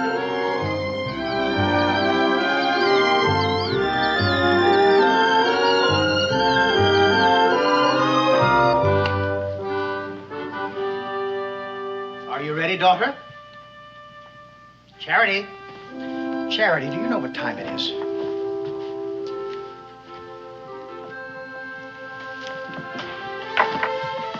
In heaven's name, where have you been? I was just looking around for the last time, Father. But you'll be here often, my dear. Yes, but it won't be the same, will it? Oh, come, child. You don't want to be late to your own wedding, do you? No, Father. Now, come, let's go.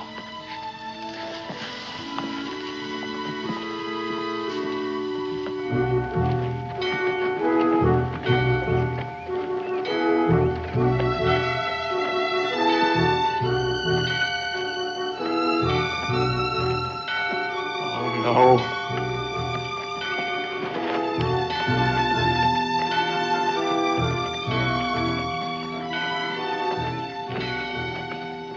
Charity, You will please let us pass, Mr. McGill.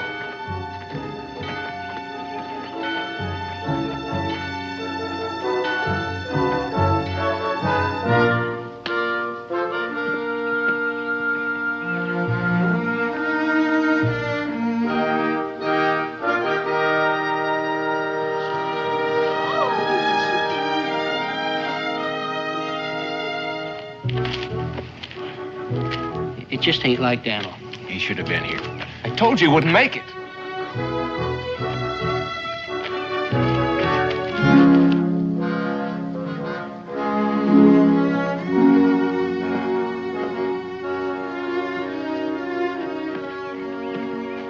Do you, Samuel, take this woman, Charity, to be your lawful wedded wife, to love, honor, and obey, in sickness or health, till death do you part? I do. And do you, Charity, take this man, Samuel, for your lawful wedded husband, to love, honor, and obey, in sickness or in health, until death do you part? I do. If there be any man here who knows any reason why these two should not be joined together in holy matrimony, let him speak now, or forever hold his peace. Excuse me, Reverend, for breaking in this way, but well, I think I have something to add to this occasion. Who's that man with Daniel? I don't know. You know a reason why these two should not be joined together in holy matrimony? Well, we've come to offer Miss Charity a choice before it's too late. I'll thank you, Daniel, to state your business at some other time. Well, I'm afraid some of the time won't do, Samuel. This is Thaddeus King, Reverend. He's the man with the choice. Well? I have come to ask for Miss Brown's hand on behalf of a young fellow who has recently come into a considerable fortune. I fail to see why another man's fortune is good cause for discontinuing this wedding. I am Miss Brown's father, Mr. King. Perhaps you should explain yourself to me. I'd be delighted, sir. The young fellow in question has yearned for your daughter from afar, sir. And as I understand it, she has not found him lacking in qualities. But little more than a pauper when he first cast adoring eyes upon her, he set himself the task of making a fortune in order that he might aspire for her hand. And he did it. Yes, indeed, he certainly did. American ingenuity, together with the pangs of love. It's a combination you can't keep down, sir. You have evidence of this fortune, Mr. King? Yes, sir. Well, it's difficult for me to believe that such an amount can come to such a young man in such a short length of time through honest activity. Precisely how did he come about this money? Well, it is complicated, sir. But simply put, he has invented a new use for Indian corn. And as a grateful manufacturer, this is the least I could give him in return for the recipe, for the patent.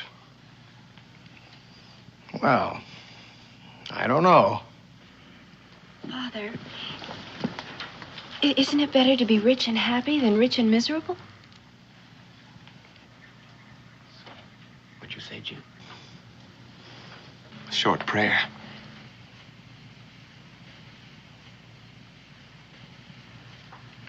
Well, he is an upstanding young man. And he is God-fearing. You have my blessings, my dear.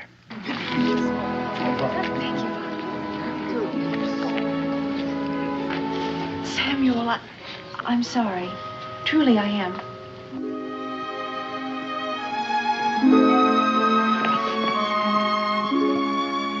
I'm sorry for what I said, Mr. Boone. What? Well, about Christopher Columbus.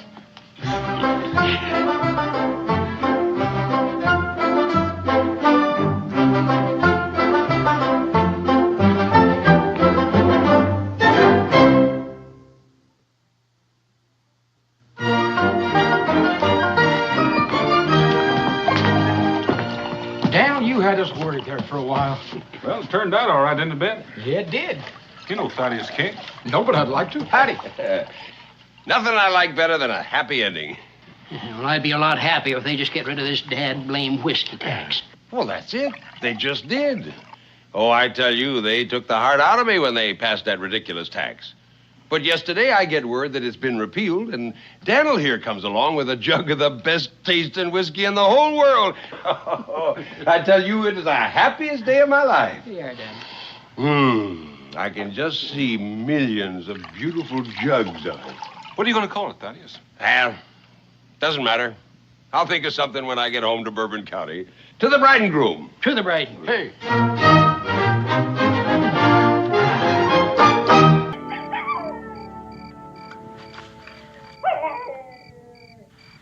Boy, sure is improving. I wish he'd spend as much time on his schoolwork as he does learning to sound like some animal. That might come in handy someday. You never can tell. How'd it sound, Pa? Well, it's still sounding like the wolf has only got 2 legs, but it's sounding better. Did it scare the horses? Nope, but when I answered you back, I didn't scare them either, so don't feel bad. I reckon they knew it wasn't a wolf because they couldn't smell one. I reckon so. How long till we get home, Pa? Israel, for about the 10th time. 2 more days if we don't lose a wheel or something. We only got 2 more nights of camping out. I hope we only have 1 more night of camping out. If we're not going to camp out tomorrow, where are we going to stay? Well, Fort Howard, if the Colonel's got some place for us to stay there. Shucks. What do we want to go there for? For one thing, your mother would like to sleep under a roof for a change after camping out for all week. I thought you liked camping out, Ma.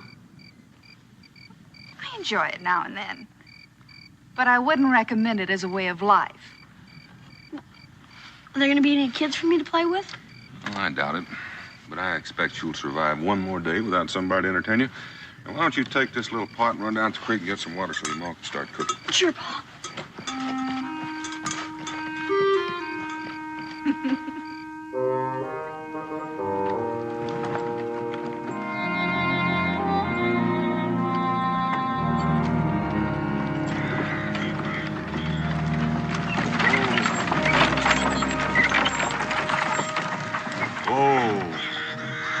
What is it, Dad? It's hard to tell.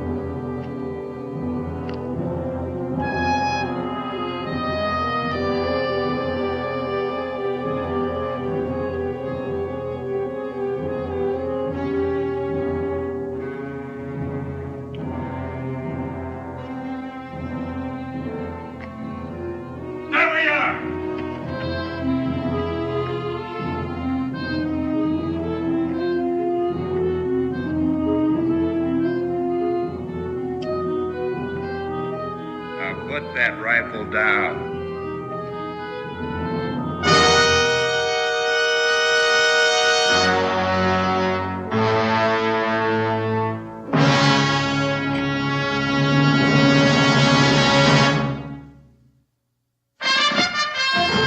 Daniel Boone was a man, yes, a big man, with an eye like an eagle and as tall as a mountain was he.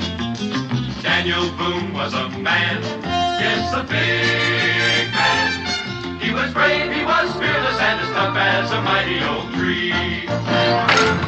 From the coonskin cap on the top of old Dan to the heel of his rawhide shoe, the rippinest, roaringest, fightingest man the frontier ever knew. Daniel Boone was a man, yes, a big man, and he fought for America to make all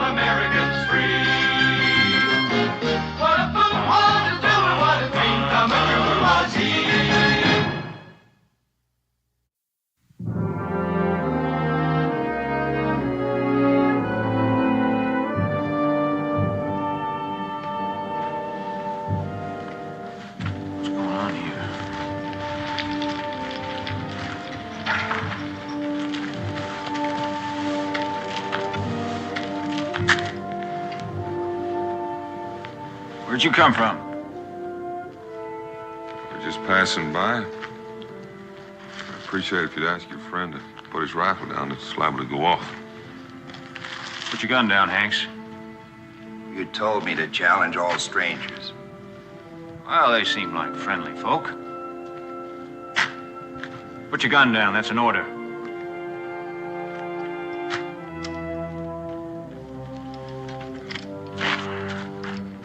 You'll have to excuse him for being edgy, but you can see what happened here.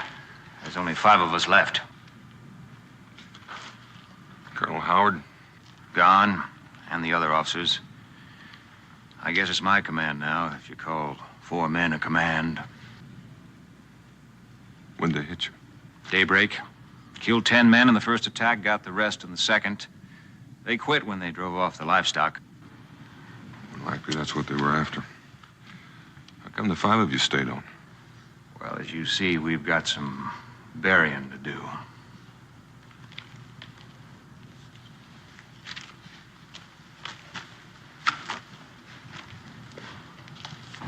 Shawnee. How can you tell? By the fletching on the shaft. Seems like you know their habits. I do. Are you real sure that's all you know about them? In what? I figure it's a little bit peculiar that they haven't bothered you. More than likely, the Shawnees headed west when they left here. We came down from the Salt Licks from the north. By the way, my name's Boone, Daniel Boone. Sergeant Rafferty. This is my command, Private Hanks, Private Evans, Private Crane. That's my brother, Michael Rafferty. I'd like you to meet my family. Fun. Rebecca. My wife, Sergeant, and my son, Israel. Pleasure meeting you, ma'am. Son, you figured on spending the night, Mr. Boone? That was our plan. Well, we'll try to make you as comfortable as possible. Thank you, Sergeant. You men see if you can fix that gate so it'll close. Looks like you could do with a fresh bandage. Israel, fetch me some clean clothes from the wagon. That's just a scratch, ma'am. Only take a moment. Sit over here. All right. Have to be looked after. That's a bullet wound. Some of them had guns. That's something new for the Shawnee. They must have been trading with the French. Lucky that missed the bone. Otherwise, you might not have an arm. You might not even have your life. Ma'am, when you're born to be hanged, it doesn't much matter. This isn't going to be very professional, but at least it'll be cleaner. Well, I'm very grateful to you, ma'am. There you go. Thank you.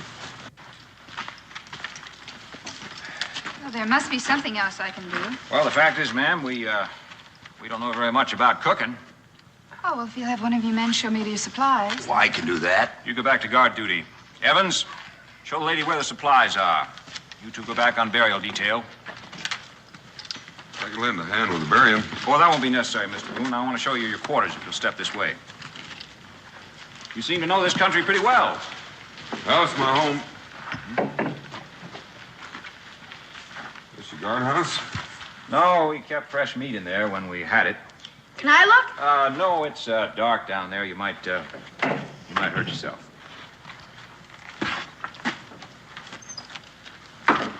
Israel, fetch some wood. Yes, ma'am.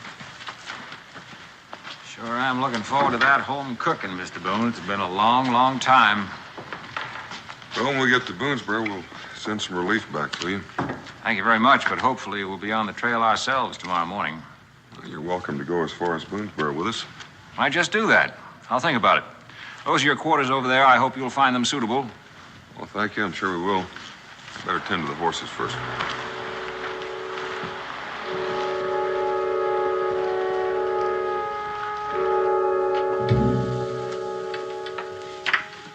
What does your husband do for a living, ma'am? Trapping, mostly. He's a guide and a surveyor. And sometimes he does a little scouting for the Army. Don't sound like he gets home very much. Not as often as I'd like. Well, there's no reason why a woman pretty like you are should be lonely. That's not what I said. I figure you got other notions than what you're saying. Well, you figure wrong, Mr. Hanks. You don't strike me as the kind of woman who would settle for many long, lonely nights.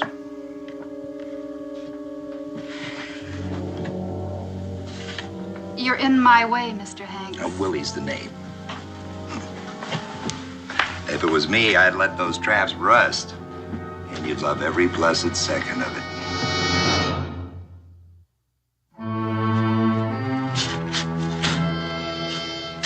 How come your brother told Boone we might leave with him? Oh, he's just making friendly talk, I guess. Yeah, well, he's friendly, all right.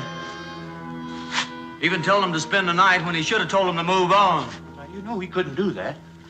No, why couldn't he? This ain't no place for a woman and a kid. You mark my word, their being here is going to cause us trouble. Look, you feel that way about it, you talk to my brother. Don't talk to me. But I'll tell him, all right. I'll tell him.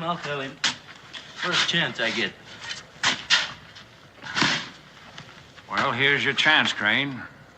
Speak your piece. What's on your mind?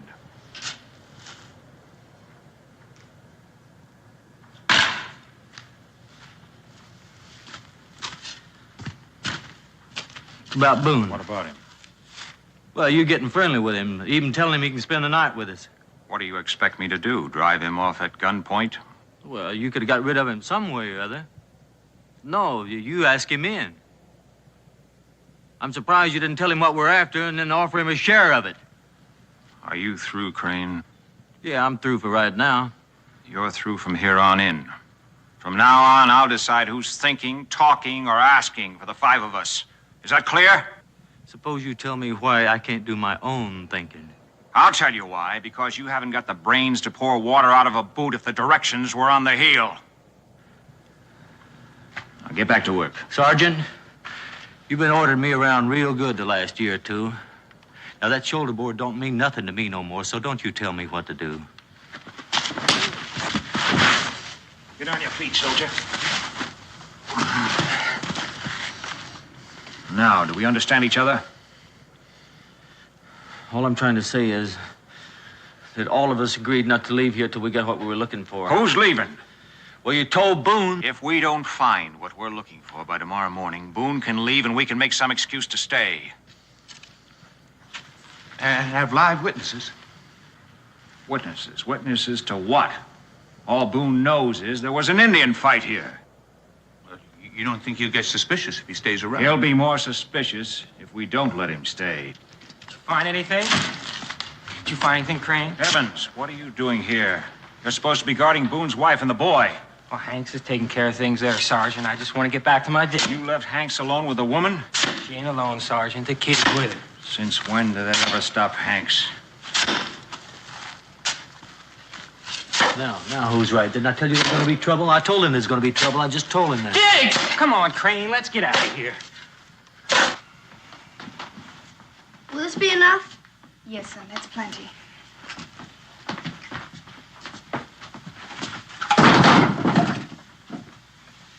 You know, I figured the Shawnees must have wanted those cows awful bad to do what they did. I'll fetch some more wood, boy. We'll be needing it later. All right.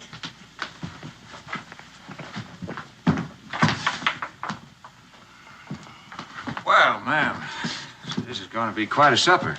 Fresh biscuits. Thank you, ma'am. Private Hanks, I'd like to have a word with you, please.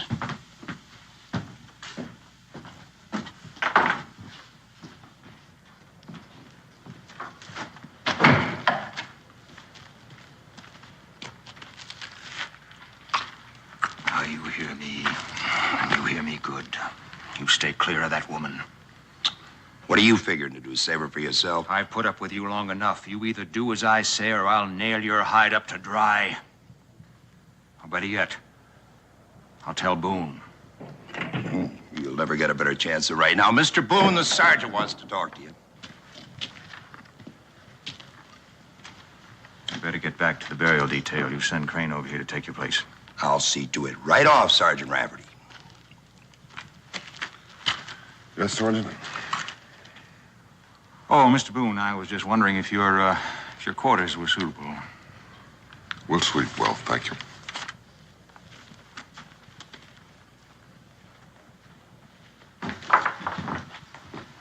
Oh, it's you. wrong, baby? Nothing, Dan. Well, something's bothering you. It's that soldier Hanks. What about it?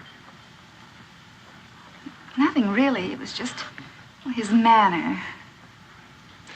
Maybe I better have a talk with Mr. No, Hanks. Dan. I'm probably just being foolish, and I don't want to cause any trouble. Please. I bet you all get medals for saving the fort the way you did. Yeah. Sergeant Rafferty should get a special one for being wounded. Oh, yeah, probably will. Oh, Shawnee Arrow sure are hard to pull out. Did he do it all by himself? Yep, that's just what he did. I saw my pa do it once. Really? Uh-huh. Well, see you later. I gotta deliver the wood. All right, goodbye now. They're not ready yet, Dan. Thanks for telling me.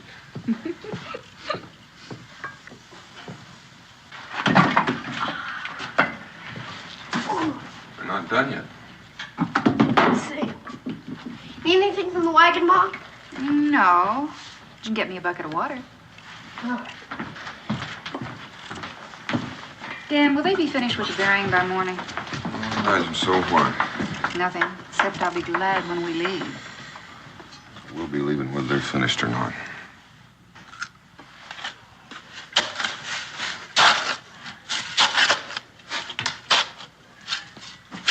Ken?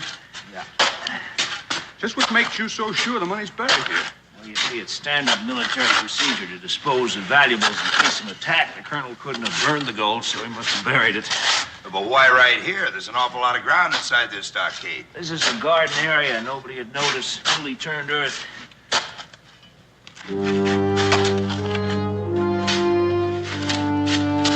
Watch it. Well, Mr. Boone, can I help you with something?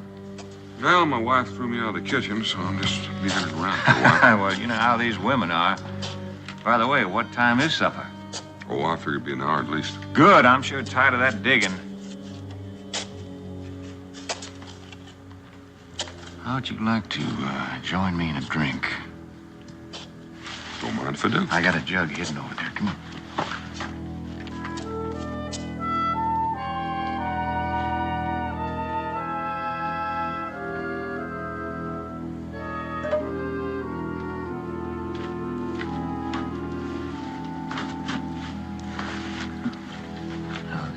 Jug of prime spirits.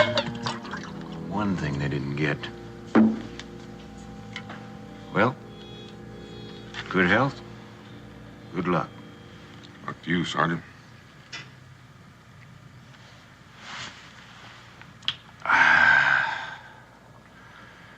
Well, frankly, I feel I've already had my luck, considering I'm still alive. I was wondering about that. How many Shawnee were there? Who knows? They were coming over that fence so fast, couldn't tell. 100 or more, at least. How'd the 5 of you manage to stay alive? Well, I don't know that either, except there was so much smoke from the fires. It was half dark. After they killed the colonel, we went over to the barracks there and decided to fort up there. Indians were so busy looting, they didn't pay any attention to the barracks. We just laid low. And as luck would have it, they left before they burned us out. I never want to see anything like that again. Sure, I've been looking forward to this, ma'am. Hope you enjoy it, Sergeant. Thank you. Thank you. Looks good, man. There you go. Israel, I want to see you finish every bite on that plate. Yes, ma'am. You like your biscuit? Mm-hmm.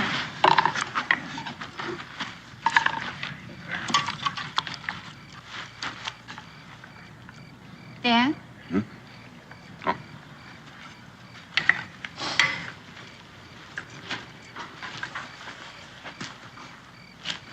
Something bothering you? Something I'm putting my finger on. Yet you're still bothered. Did you ever notice how we're never alone? I don't mean just now, but there's always somebody nearby. Well, if it bothers you, why don't you ask them? For the time being, I just as soon they didn't know that I'd noticed. I'll get some coffee.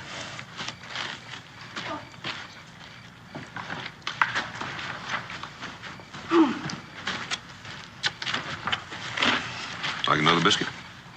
No, thanks. Why don't you give it to Sergeant Rafferty? He needs it more than the others.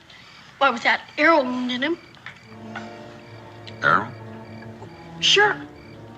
Mr. Crane told me all about it. He even pulled it out all by himself.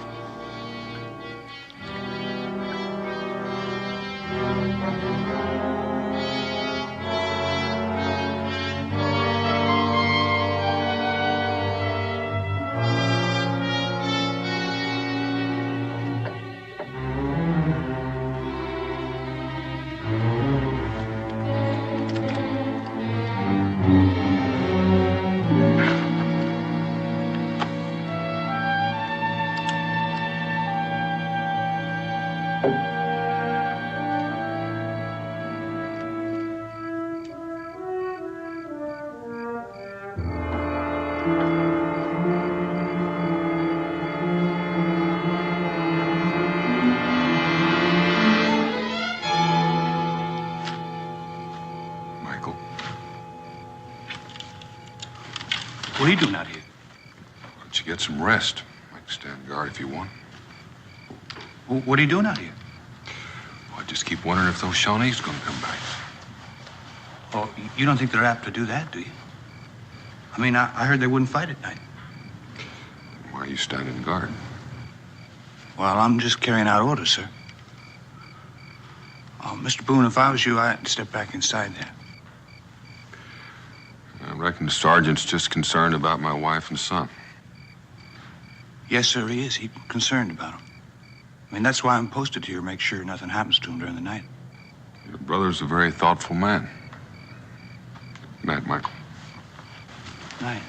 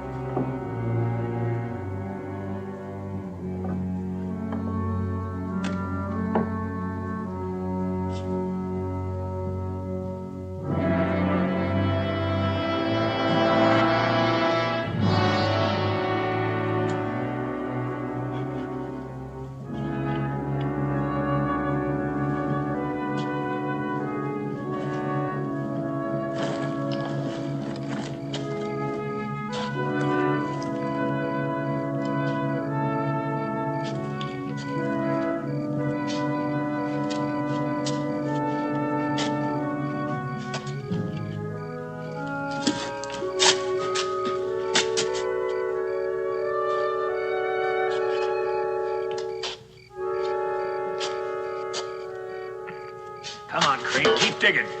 Digging. I want to get the colonel buried. I'm digging. I don't want him found down there in the cellar. All right. Evans, get down here. Take your place. Come on.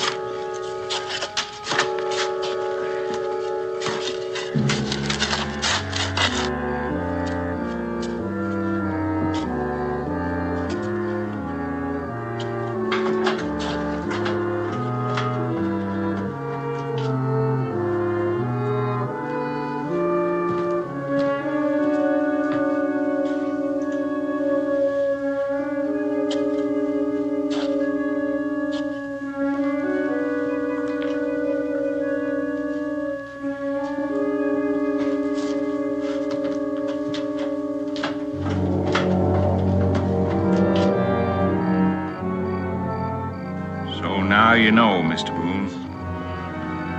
Why did you have to be so curious?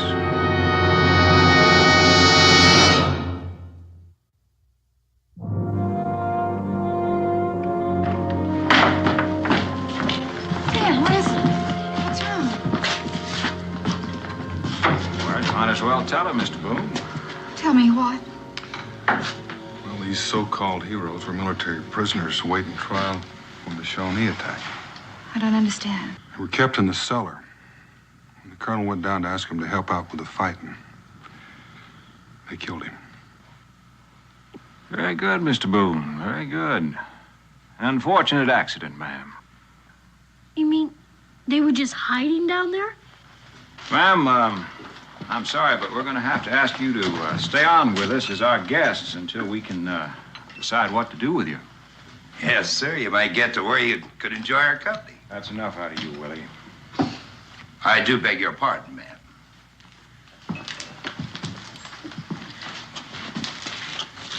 If we don't get back to Boonesboro soon, they just might come looking for us. We have no desire to stay here very long, Mr. Boone. You poking around where you're not supposed to, you know we'll have to keep you here until we get away. I'm sure you understand that. You've made that pretty plain. We'll get you out of here as soon as we can, but in the meanwhile, you won't try to cut and run out, will you? I'm not a fool, Sergeant. I wouldn't leave my wife and son here with you.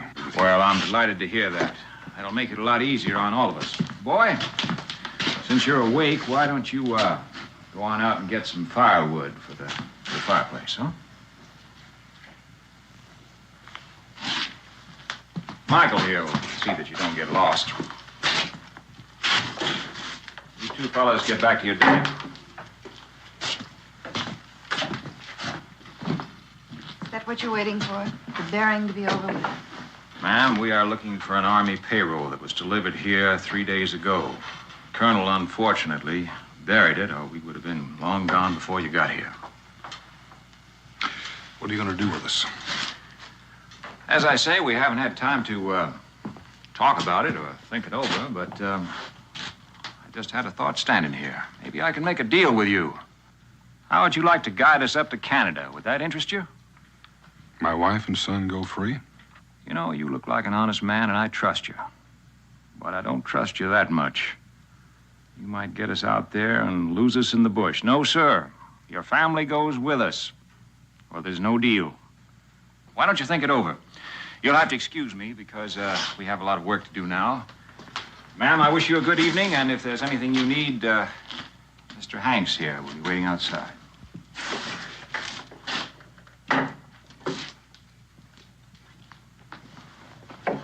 Dan, what are we going to do? Well, time's on our side until they find that payroll. But they're bound to find it sooner or later. Then I'll make a deal with them to guide them to Canada. Unless I think of something in the meantime. You asked me, it ain't hid back there. What ain't hid back there? Don't worry about it, big ears. You just get some more wood.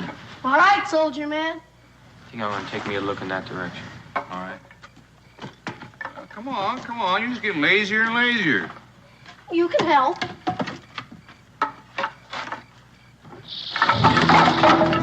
What's the matter, boy? I heard something in the pile. Might be a rattlesnake. Oh, you thought you heard a rattlesnake? Oh, that's funny. I didn't hear any rattlesnake. Being as late as it is and chilly, they don't rattle too loud. Wait, you sure you maybe didn't find something else, huh? No, honest. Big old rattlesnake, huh? Well, Hey, you better watch it. where'd you see that? Don't put your hand in there. Boy, you go get somebody to help me. I've been bit. Look out. You stay here. Don't move a muscle. I'll get my paw. Hey, boy. You were set to get some wood. Where is it? Private Rabbit, he got bit by a snake. I gotta get my paw. Now, don't lie to me. You get on back and do as you was told. Honest, now let's go. Hanks! What is it, Israel? Private Rabbit, he got bit by a snake, Paul. You gotta help him. Come on. Help me. Please help me. I've been hurt. Heavens, get some coals. We'll burn the poison out. I've been hurt. Let me have a look. Can you help me, Mr. Boone? Just take it easy, Michael. You're going to be all right. Somebody get me a knife and fire it. I got one. Israel, get me a stick. Arms getting numb. Well, you better hope it stays that way. Hurry up with that knife. Coming. Sergeant, hold his stick. And hold him steady till I get through testing.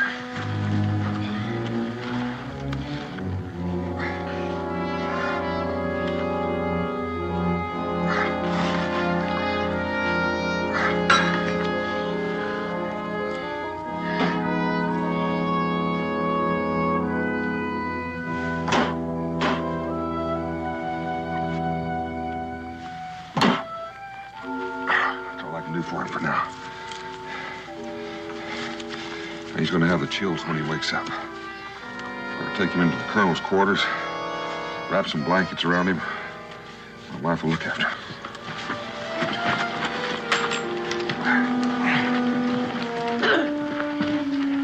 my brother's life.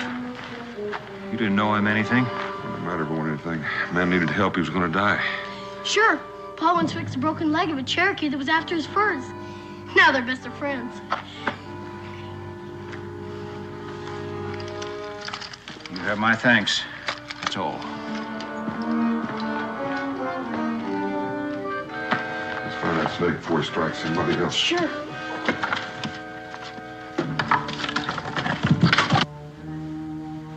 I guess I owe you my life. My husband's the one you should be grateful to. I'm grateful to both of you.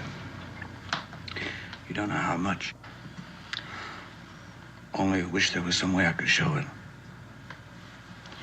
There just might be. It's no use, Paul. I guess he's gone.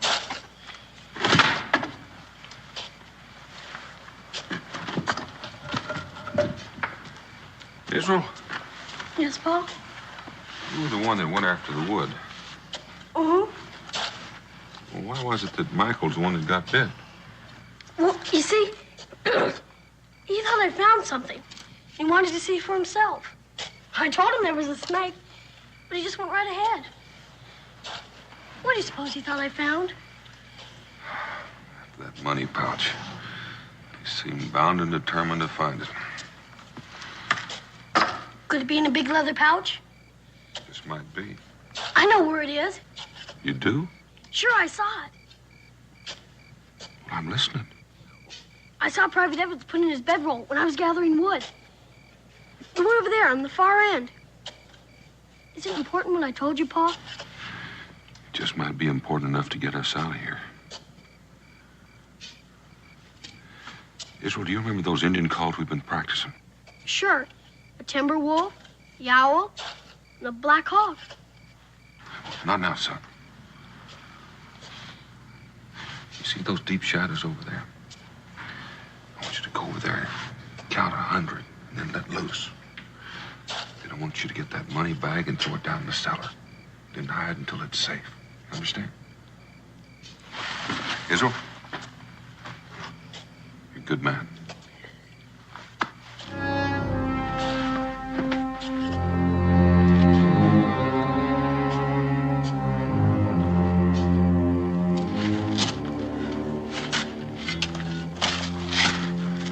Now I've seen everything. First he saves Michael's skin, now he's digging his own grave. The sooner we find what you're looking for, the sooner we'll get out of here.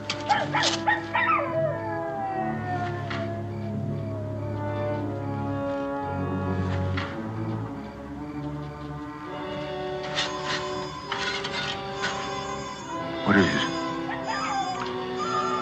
Could be the Shawnee have come back. Man of the stockade, you come through, Boone.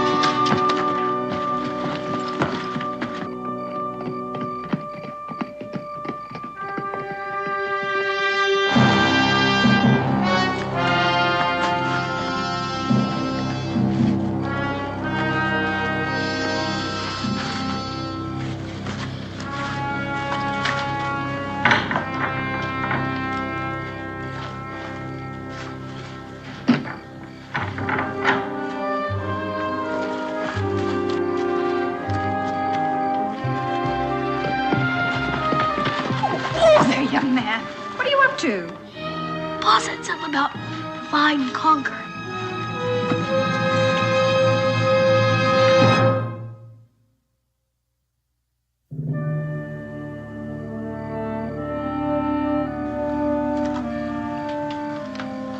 I didn't see nothing. I don't see nothing either. That's because there's probably nothing to see. What would be your opinion, Mr. Boone?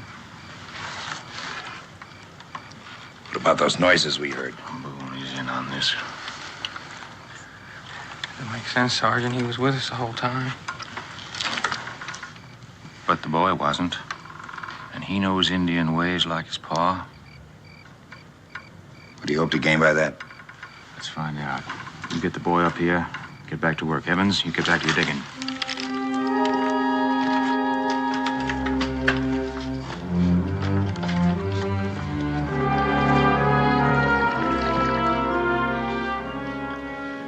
He's gonna gonna die, we should get it over with. Means one less to share the money with, doesn't it? Means more than that. We can't afford to stay here too long, and who knows when he's gonna be in any shape to travel. Crane, Sergeant wants to see the kid. What does he want to see Israel for? Ma'am, I didn't ask. Israel, It's all right, Ma. Pa's out there.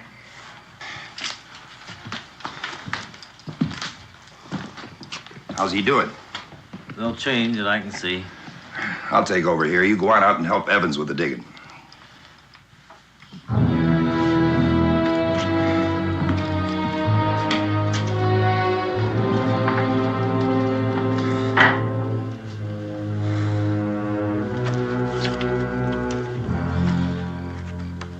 You wanted to see me, sir? Yeah. Well, I'm here. What do you want me for? Why'd you do it, boy? Do what? Make those noises so I'd think the Indians were out here? No, I was over there with my mom. Don't you lie to me, boy.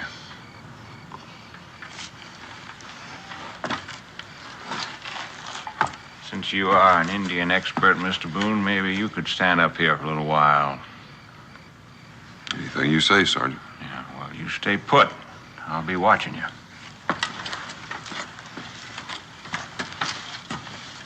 What do we do now, Pa? We just wait.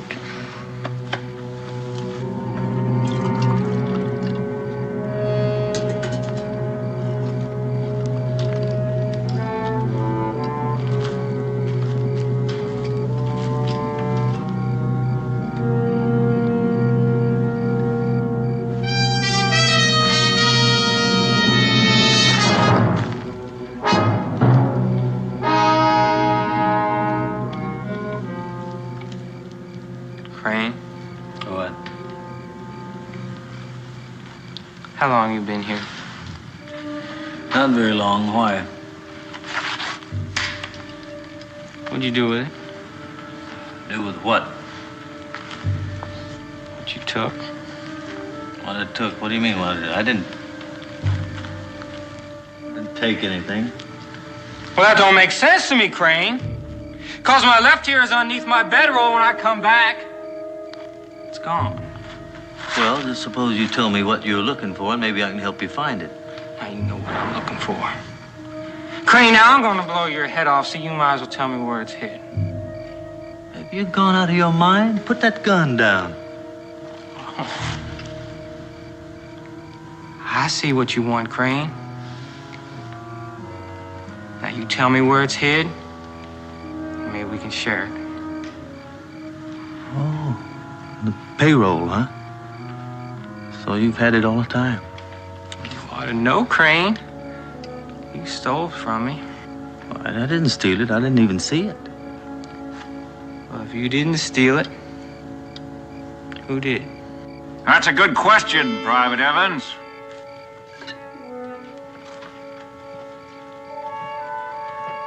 That is a very good question. How long you been standing around? Long enough. Now you're gonna have to give me a chance to explain myself. Put that gun down, then you can talk.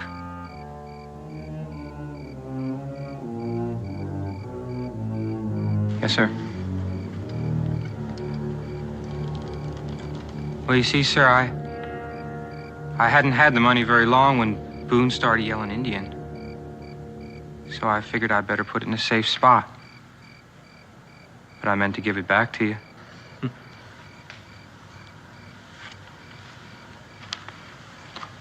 Are you expecting me to believe that? Well, yes, sir, I am, because that's the way it happened. You believe him, Private Crane? What do you think? What are we going to do with him? I think we ought to line him up against a wall and shoot him. That's too easy on him. What do you think we ought to do with you, Evans? Well, I don't think you should do anything to me, sir. I never meant to steal the money. Evans, you are a liar and a thief. Let's shoot him. I'd like to, but we're going to need him later. Well, then we'll shoot him later. That'll be one less hand dipping in the pot anyway. But we still don't know where that payroll is, Sergeant. We'll find it. Well, I didn't take it. So that only leaves Hanks and your brother. They didn't take it either. Well, who did? That's a good question to ask Mr. Boone. Boone? Come down for a moment. I'd like to have a word with you.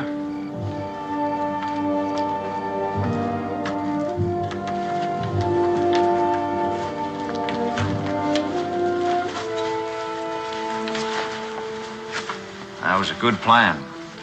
What plan? Those Indian calls to attract our attention. Sounded like Shawnee to me. They weren't Shawnee. You know it, and I know it. Come on over to the campfire. We'll talk about it.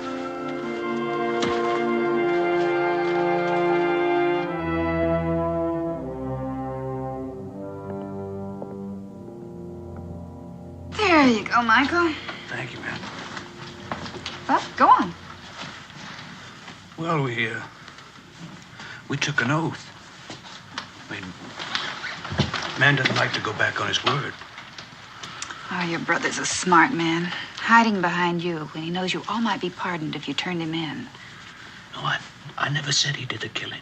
You don't have to. It's quite obvious from the way he acts. No, he didn't do it. He didn't. It was Hank's. Well, Tim got himself shot trying to stop him.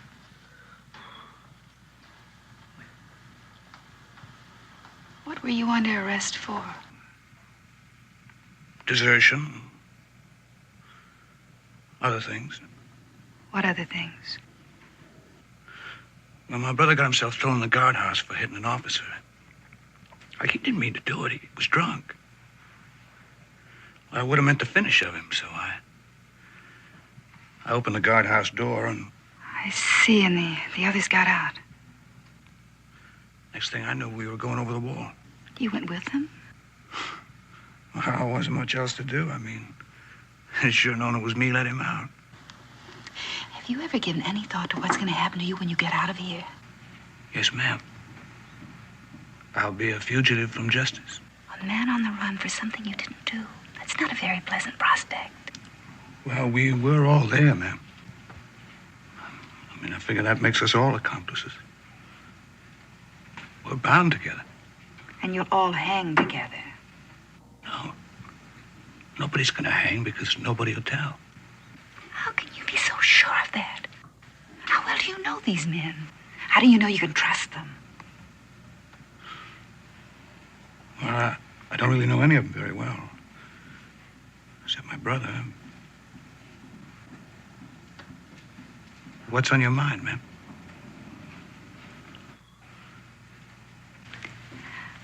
I'd guess the court would grant immunity to anyone who would testify against the guilty one. And there might be a reward for the return of the money. No, it's too late for that.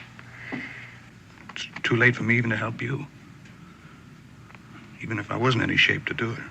Michael, you can talk to them. Maybe one of them. I could talk to my brother. He's the only one who... You ain't gonna tell anything to anybody. Figured to play on his sympathy and his gratitude, didn't you?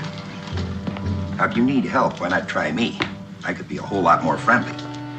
Yes, sir, I could be real friendly. And if I just had something to be grateful for. You leave her alone. We know that you hid the money. It's nearby. We'll find it. With or without your help. You're gonna leave here at daybreak. And I will give you until then to make up your mind. Sergeant, Boone, stop! Hold it, kid. I'll teach you not to yell.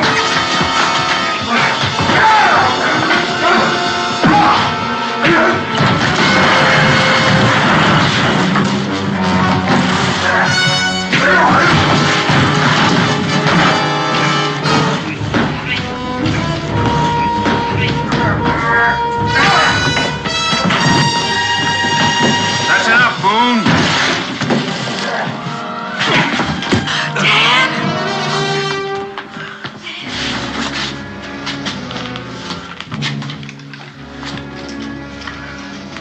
Willie, you put that gun down. Leave him alone. I'll kill him for that. You're not going to kill anybody. You give me one good reason why I don't. There's been enough killing around here. Besides, we need him to guide us up to Canada. I'll kill him when we get there. Pa! Stay here, boy.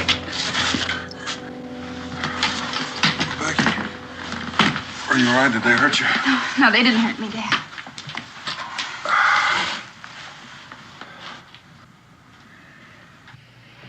Come on, Boone. No, it can wait. Boone? Would you leave him alone? Can't you see he's hurt? He's all right, ma'am. I didn't hit him hard.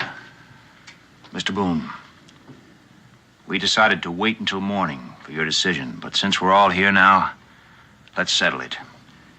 Where did you hide the money? I told you what the deal was. My wife and son go free. I'll show you where the money is and guide you to Canada. And I told you you have nothing to bargain with, not if you care about your family. Sergeant, I don't believe you'd hurt either one of them. I wouldn't. But I'm not sure if Willie Hank's here. It'll be a pleasure, Mr. Boone.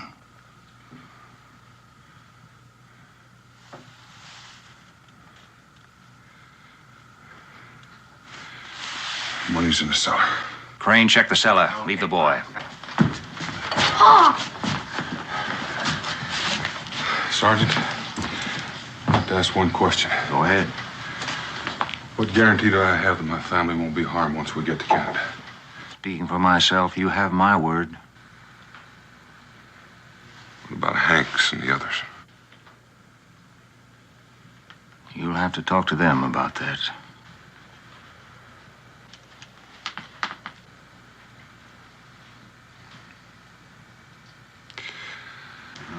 Looks like we'll be going to Canada. Hold it right there, Mr. Boone. I need you. But I don't need you that much that I won't kill you. You won't do that either. You've already fired that once, remember?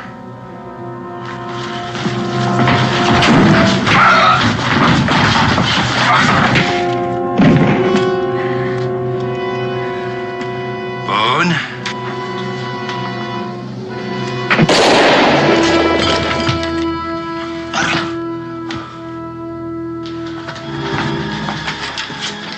Becky, stay back. What happened? That Private Crane. Put your rifle and the money right down there.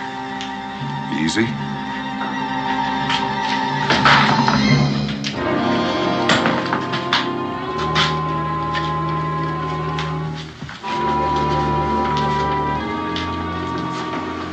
Jim? Yeah, I'm sorry. I'm really sorry, but I didn't mean to go against you. They'd have shot Boone.